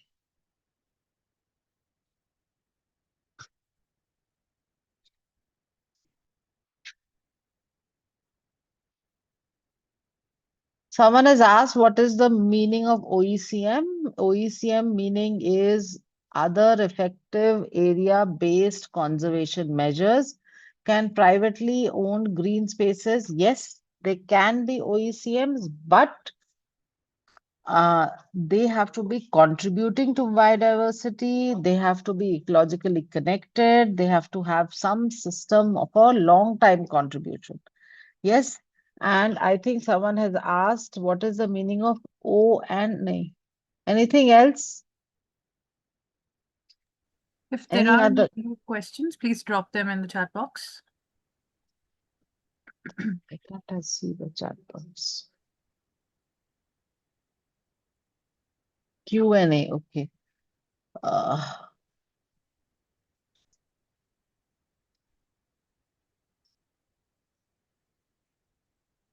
So there's one question from the Hyderabad Public School, Begumpet. How much is it conserved in India? OECM or protected areas? Can you be more elaborate? Yeah. Hyderabad Public School. OECM. OECM. Okay, so currently in India, we have just drafted guidelines for OECMs. Okay, how do you recognize OECMs? So if you want me to say that how much area is currently under OECMs, I don't think we have a figure, but we have I think over 10 lakhs or 15 lakhs of sacred groves and sacred sites and CCAs, and all of these may not be very big areas, but some of them can become OECM. So that recognition process is on. So once that recognition process gets done, then we will be able to know that how much are we conserving through OECMs. Okay. So right now there is no such figure. Someone has asked also, I can see, what are monoculture plantations? Monoculture plantations are plantations where only one type of species is grown, like maybe teak. Okay. It is not where multiple species are grown. Anyone else? Any other question? There's another question from Euroschool Banerghatta, which says quantitative element was mentioned in key elements previously. What does that mean? Quantitative element. Sorry, one minute. Let me just go back to that slide, okay? Because I think where we had said these 6, 7, this one, right? Yes. Quantitative is 30%, right? We have fixed the quantity, right? We are saying 30% needs to be conserved. Yeah. So that's the target. So when we say quantitative means we are asking every country, every signatory to be responsible to say that at least conserve 30% of your area. Like I said, some countries have gone way beyond 30%. Some countries will never manage to reach 30%. But if everyone aims at least to reach 30%, and there is a mixture, like so some countries like Bhutan has done more for forest, maybe 60%. India, we have around 20% forest cover, right? So between 20 and 60, like that, if different countries have different measures, I think there is another country for marine areas. They have covered more than 70% of the marine area they've declared as conserved areas, right? As a OECM. So, like I said, then an average, a global average will come to up to 30%. So the quantitative element is that 30%. So for us, suppose if 20% of our geographical area is forest area, we should ideally conserve 30% of that forest, right? Yeah. So that is the quantitative element. Okay, I hope it's clear. Acha, why is the quantitative element only 30? So this actually was a huge debate because I was part of the negotiation, so I know that there was this push to make 50%. Then that was kind of pushed back because there are a lot of developing countries or poor countries who actually need resources, right, to develop. Plus, they don't have the money to conserve, they don't have the resources to conserve, all of that. So please remember this, that this is an agreement between 196 countries. Okay, who have agreed on this 30%. So this from 50 to 15 to 10 to 40, all these negotiations happened. And then everyone thought, yes, 30% we actually need to conserve. Otherwise, we will never be able to reverse nature laws, right? So there was a lot of science behind it also. And that is how this 30% figure has come. Okay. But that doesn't mean that the rest you can overuse. Rest also must have some sort of sustainable use. Yes, that is what we are saying, that you need to, if you look at the other target, which is, I think, target 10, which says sustainably manage all areas of under agriculture, for fisheries, aquaculture, and things like that. We will come to that. Anyone else? Anything else? With the interest of time, we just have two more questions very quickly. Can we, the students, help in fulfilling of the targets for OECM? If so, how? And the Okay. other question is 2026 is pretty close to 2030.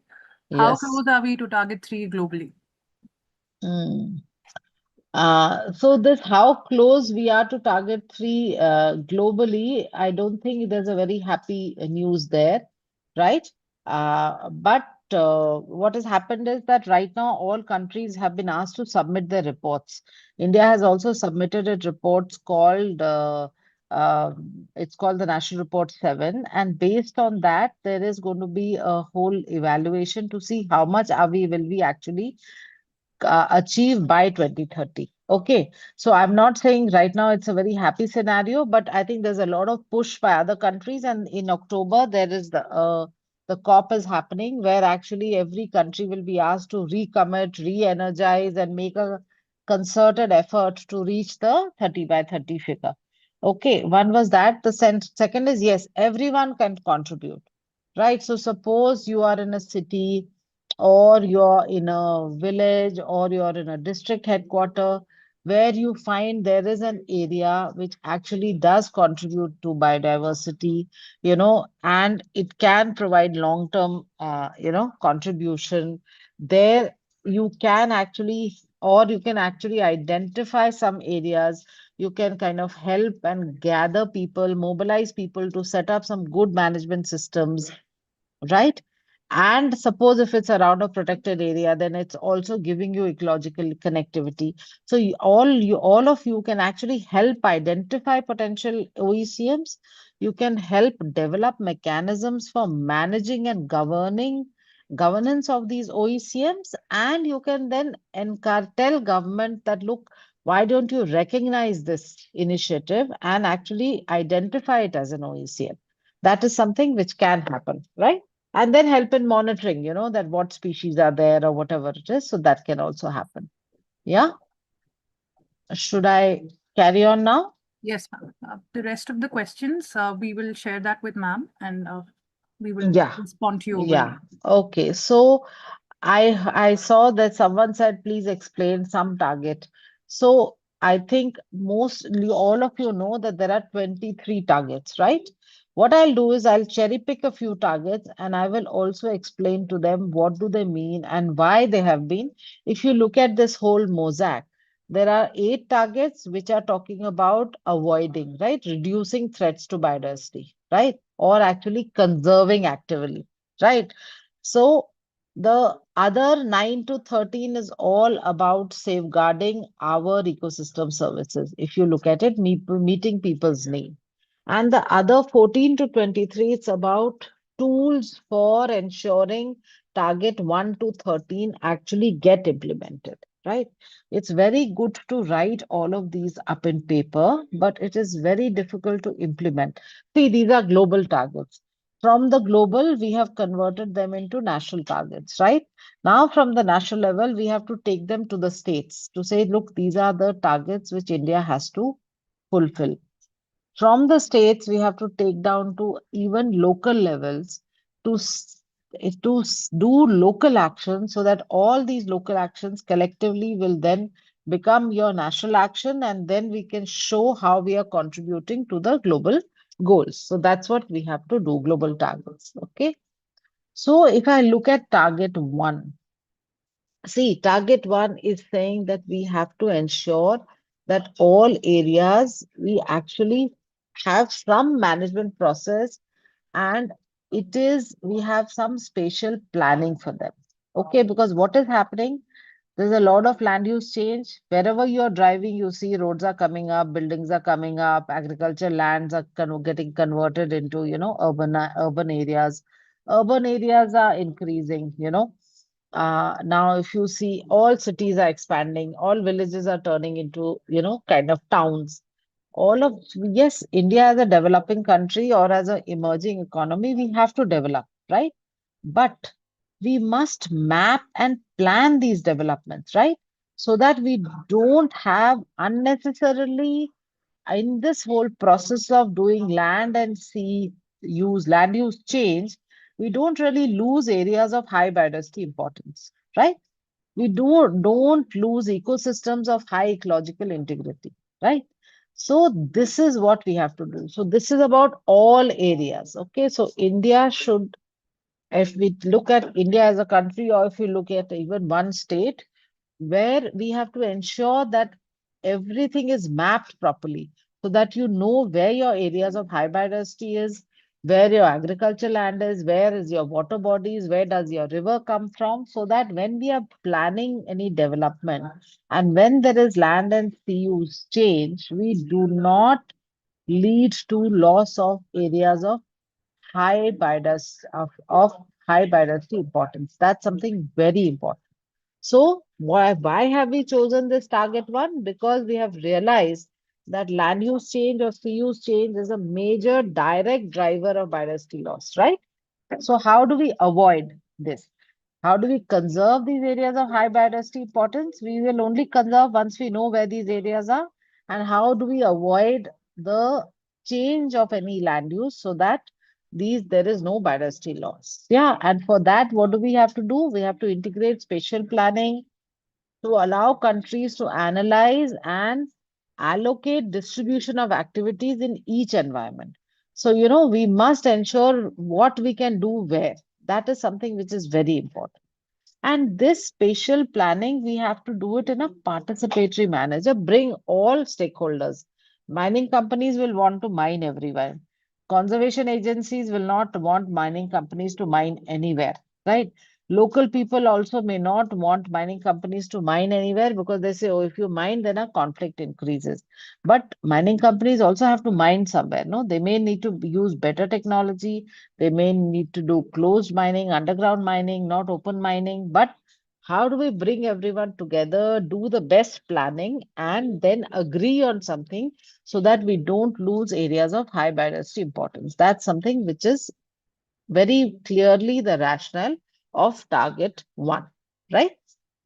That's something. Second is target two, which is the restoration target. Okay. So look, we are saying we'll protect 30 by 30, which is areas of high biodiversity importance, areas of ecosystem services, all that. But we also are degrading, we have a lot of degraded systems in our country, right? Our grasslands are degraded, our forests are degraded.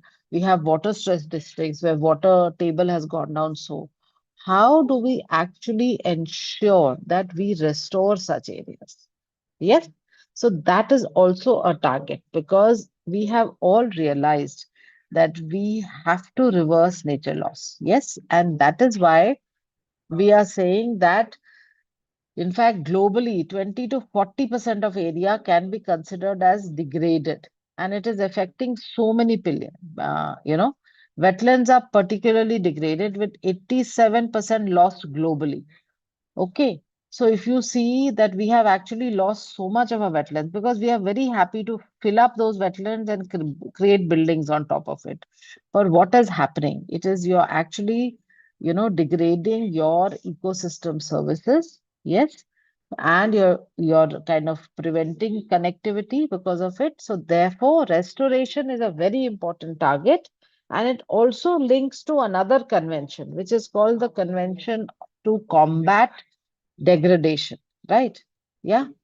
United Nations Convention to Combat Land Degradation. Okay. So that also says India has already given a target that 26 million hectares we will restore by 2030. Okay. So that is roughly around 30% of our area, degraded area. So we are going to, if we achieve that target, we are going to meet this target also. So this is something to be kept in mind. And this is where all of you can help.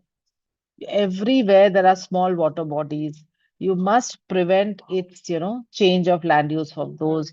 You must ensure those water bodies are not polluted. You must ensure if there is a grassland or a gorge, then actually it remains a grassland, doesn't become a dump site of, of dumping waste and things like that. Target 4. is about species. Okay, we have been talking about area right till now, that we have to restore 30% of area, we have to conserve 30% of area. This is about that we have to stop species extinction. Okay, recovery and conservation of species, in particular threatened species. So for India, tiger is a big success story, right? But there are other species also, whether it's dolphins, it's bustards, it's, maybe wild dogs. I saw a photograph of a dhole earlier. All of these, we have to ensure that these threatened species we don't lose these species.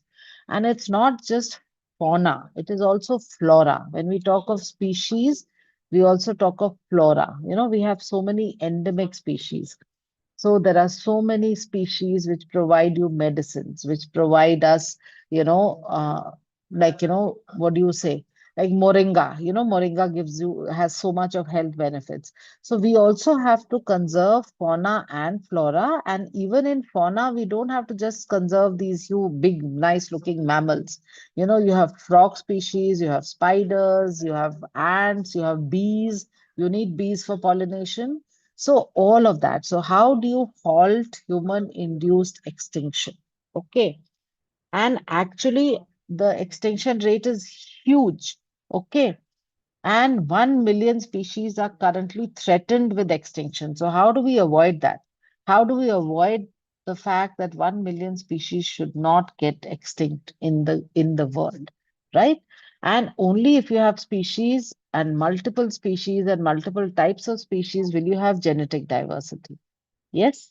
So this is something which is very important. We need genetic diversity also, species specific management intentions that is and how do we reduce conflict? In India, there's a lot of human wildlife conflict. Every day you hear that some leopard has killed one child, some tiger has done that, elephant has eaten up a crop field. Even if it walks through a crop field, it destroys it. Wild boar has dug up what do you say, the peanut field, all of that, right? So how do you also ensure that you reduce conflict? Because all of this is very essential because we need the species for a survival. And we also sometimes have to reintroduce species, right? In India, we've just reintroduced the cheetah. We also actually are shifting tigers from one tiger reserve to the other where we have lost tigers, We have special breeding programs, for various species. So this is what we have to ensure, and that is what we are talking of target 4, which is the species target. Target 6 is about reducing invasive alien species. What are invasive alien species? These are species which actually, we have to prevent its introduction because what it does, it grows in an area and doesn't let local species to grow. Yeah, and sometimes it is harmful also, and it leads to biodiversity decline, especially in island ecosystems. So they also pose a threat to food security, human health, economic activities. So if you have see hyacinth in the water, you see lantana in forest areas, you see there are so many species which are actually invasive and harmful. So again, we have said that they should at least we should try and prevent introduction and establishment. We should eliminate, minimize, reduce, or mitigate the impacts of invasive alien species on biodiversity. We should also try to, remove, eradicate, or control invasive. So we must also try and proactively avoid introduction as well as restore areas which are infested by invasive alien species, and we should restore them with their local biodiversity, right? So this is something also which has been focused a lot, and this is something which only countries these actions can only be done at a local level. Yeah, because these species are there around you at places where only locals and local management or local government authorities can actually remove them or prevent them from spreading. Yes. Target 7 is about pollution. Yes, Right now, we all know what mess plastics is causing, how harmful lot of fertilizer, pesticides are also creating a lot of harm for our soil health is going down, right? So this is something which we have to look at, that how do we avoid and how do we, kind of reduce pollution risks and the negative impact of pollution, you know so whether what we are putting in our agriculture field, what we are putting in the water bodies, this is all something which we need to look at, because it is also one of the major drivers of biodiversity loss. It also has a huge impact on our health, right? So nutrients, pesticides, plastics are the top priority pollutants. This has been identified. So therefore, this is where again everyone should work towards. Like India has banned single-use plastic, right? But how many of us say no to a shopkeeper when he gives you a plastic bag? It's a very simple action which each and every household can do. But how many? We also want our sabzi walas to put kheera in one packet and saag in one packet and aloo in one packet. We also don't say कि एक ही packet में डाल दो, हम चार चार packet लेके आते हैं.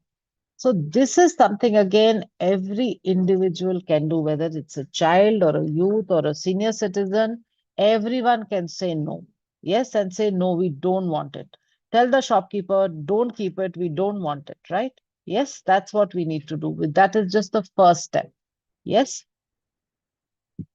Target 8 is about impacts of climate change and ocean acidification. Okay. So ocean acidification is something which is happening because of temperature rise, because of pollution, because of climate change. Lots of things are there. I will not go into that, but that is something which is actually of alarm, because all our corals are bleaching, and once the corals are also nursery for fisheries, so what's going to happen, right? Similarly, climate change. Everyone hears of climate change. We get crazy weathers, we get crazy rainfall, we have landslides. Some of it is human induced, yes, but it is happening. So how do you ensure that we build enough resilience, right? Yeah, we minimize negative and foster positive impacts, yes, of climate change on biodiversity. And how do we use nature-based solutions or ecosystem-based approaches for this? How do you reduce disasters? So these are some things which we have to ensure. And this is again, so the more you have, the more biodiversity you conserve, the less impact it will have on climate. And so both of them are like two sides of the same coin, right? Climate change and biodiversity. Each one impacts the climate change impacts biodiversity, but biodiversity, if you conserve biodiversity, it also helps you mitigate the impacts of climate change. So this is something which we need to think about and work very uh, think through and have some innovative, good ecosystem based approaches to resolve this. Yes. Now, this is the target I was telling about. Ki 30%, okay, we are conserving, right? What about the rest of the area? So the rest of the areas, we are saying you have to manage sustainably, right? Because either those areas will be under agriculture, aquaculture, fishery, forestry. Yeah, these are the four major uses of land. So, or land or water, whatever. So we have to manage these areas sustainably. We have to ensure that we have sustainable use of biodiversity. We use biodiversity friendly practices. We use approaches like, if you want to increase your agriculture yield, you don't just put lots of fertilizers. We use some agroecological and other innovative, we use organic farming, whatever we do, but we should not harm biodiversity, local biodiversity, because it impacts on our food, it impacts on our health, it impacts on our soils, and actually also reduces the ecosystem services and functions which that area provides, right? So basically, agriculture, aquaculture, fishery, forestry are very important production systems. We all depend on it. We all love to eat, 10 types of sabzis. Someone likes bhindi, someone likes, maybe bengan, someone likes saag, Someone likes one type of fish, someone likes another type of fish, someone likes prawns. All of that is through a production system. So this is what we need to ensure, that we do not actually harm biodiversity when we are producing all of these. All these producers should not harm biodiversity. Plus, there is going to be an increasing demand, right, for food and fiber and fuel, right? But that should not lead to a loss of biodiversity, right? So this is what we need to. We need to deliver benefits to production systems in terms of ecosystems. Soil fertility should be good. We should prevent erosion. We should actually enhance pollination. We should reduce pest outbreaks. All of that has to be done to ensure there is no biodiversity loss and we keep the biodiversity and we manage these areas sustainably. Target 11 is about restoring nature's contribution to people. We all like to, enjoy breathing fresh air, drinking fresh water, looking at flowers, right? But where will all that happen in a garden? We want flowers to bloom, but if there's no pollination, that cannot happen, right? So we have to ensure, even it's a small urban park in a colony, we still have to ensure that we keep it clean, green, we don't spray pesticides in it so that bees are there, there's pollination and all of that. So that's one this to recognize that nature gives a lot of free services to people and that must be respected and that has to be conserved. Similarly, target 12 is about benefits of green and blue spaces for improving human health and well-being, right? Every urban area should have good green and blue spaces. All of us love to go for a walk into Lodhi Gardens or any other garden, right? These are your lungs actually of the urban spaces. So even if it's a good blue space or a green space, they all need to be conserved. Yeah, that's important. Target 16 is about policy, laws. We have to have good enabling policies and laws because if we don't have that, then we don't have a pathway to work towards reducing biodiversity loss. We have to halve global food waste. We have to reduce our consumption. We have to reduce our footprint. We have to reduce waste generation. How many of us throw clothes, oh, jeans purani ho gayi hai, though it's not torn or tattered, we will just throw it, right? So all of that we have to be very careful about. Similarly, I think I'm just about to end this. Target 22, right? We have to be sensitive to people because who are our custodians? Wherever there are high forest area or high biodiversity, you find tribal and local people, right? We find women. Women do so much of agro-biodiversity conservation on the ground. So we must respect, we must include them in decision making. We must recognize that they actually are custodians of biodiversity, and we must also protect environmental human rights defenders. Who are environmental human rights defenders? These are people who raise voice, saying, "Oh my God, right now, in Dehradun, some trees were about to be cut. There were a lot of protests. People hugged trees. They were preventing trees from getting this. These are all defenders of environment, right? So a lot of people who voice their concern that, oh, mining should be stopped, deforestation should not happen, pollution should not happen, they also get attacked, right, by the mafia or by vested interests. So therefore, we must also try and actually protect environmental human rights defenders. That's something which is very important. Yes. So I think that is where I am. I've tried to decode some of the targets. I'm going to stop my sharing. Yes, any questions? I hope I'm not over time. No. Are there any questions? If you do, please drop them in the chat box. I think there is one question. Why is integrated spatial planning important? Because when planners are writing things on paper saying that, oh, please give borewell in 10 villages, for example. But we must have a spatial plan to see which are the villages which already have water stress areas, right? So in those villages, then this borewell scheme should not apply, rainwater harvesting scheme should apply, right? So unless you have a whole map and you map all this, you will not know what you're doing where, and it may actually accidentally harm biodiversity. Look, no one intentionally is harming biodiversity. Some people do, but planning and government activities don't intentionally want to harm biodiversity. But if we don't have that big picture, someone sitting in in maybe in Patna doesn't know that, may not know that these villages actually are very vulnerable. They are water stress, or these villages, we should not maybe create a water body here because there's a lot of malaria infestation. So that's why it's very important to have that whole spatial planning so that you can see which are water stress areas, which are high conflict areas. If maybe they're high conflict areas, more attention needs to be done to restore forest around those areas so that, conflict situation decreases, right? That's what it is. The second question was how it is essential to maintain or it is essential to maintain keystone species because these are the species which also tell you about the health of the area which you want to conserve as well as provide you free services, no? So that's why it's very important that we actually maintain key, like if we don't have butterflies, for example, or if we don't have bees, for example, then how will pollination happen? Yes. So that's also important. We can't say that if it's okay, let the forest get degraded, all butterflies will disappear.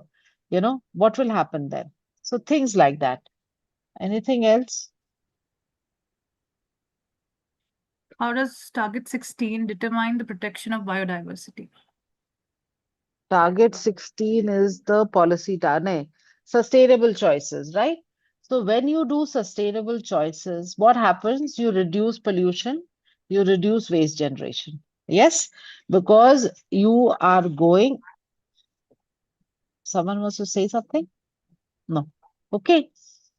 So therefore, your consumption, the way you consume determines your footprint, right? Yes. And the earth has finite resources only. So that is where actually by reducing your footprint, you conserve to biodiversity conservation. Yes. Anything else? If there are any other questions, you can please type them out now. High conflict area. Okay, someone has asked. But see, high conflict areas are areas where there is a high human wildlife conflict. Sometimes villages which are either within the forest areas or adjacent to forest areas, where maybe these forests have species like elephants, tiger, leopard, and the forest does not have a very good health, then what happens? These animals come out and they either raid, they pick up livestock, or they eat up the crops, like even wild boar, deer, monkeys, right? So then these become conflict areas because if someone is a farmer who only has a small area to farm, and if his crops get eaten every day or every night, or he has to stay up and even protect his crops. Imagine whole day he's working in the farm and whole night he's staying up to protect his crops. So these area becomes high conflict areas because obviously then it's leading to a lot of stress on the farmer. And it is also, then what happens is that then sometimes there could be a retaliatory action towards the animal, which actually can harm the animal also, right? And you don't blame that person. That poor person has maybe 4 cows and he's selling milk and earning 200 rupees a day. And out of that 4 cows, if 2 cows get killed, where will he earn his livelihood from, right? So these are some high stress, high conflict areas. Yeah. Anything else?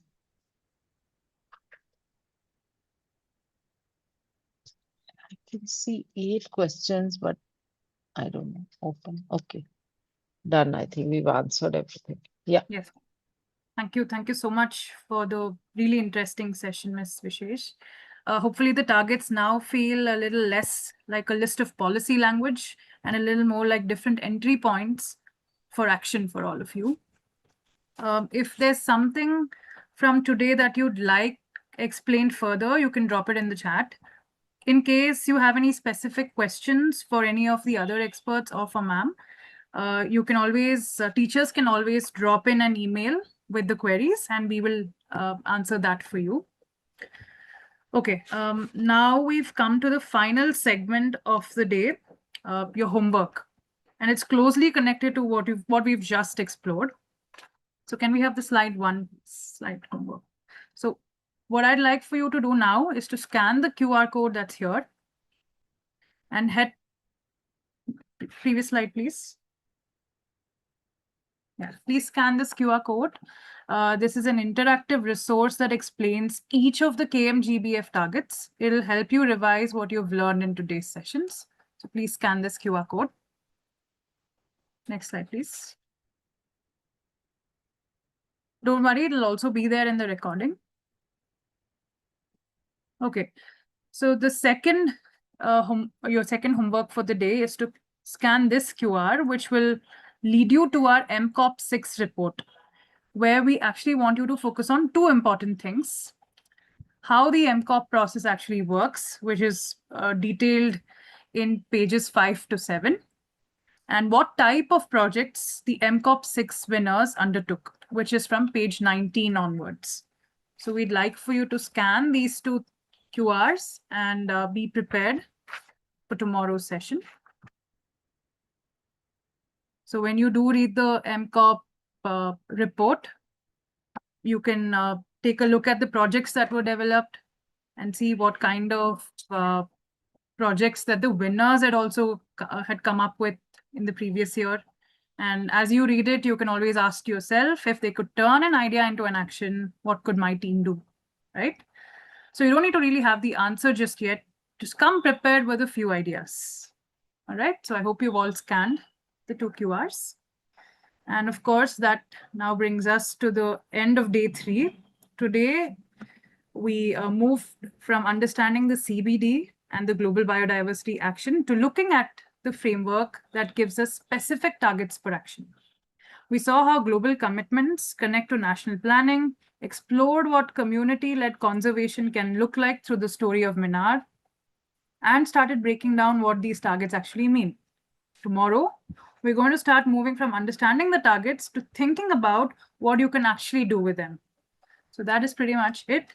Thank you all so much. And thank you for being with us today, and see you all tomorrow.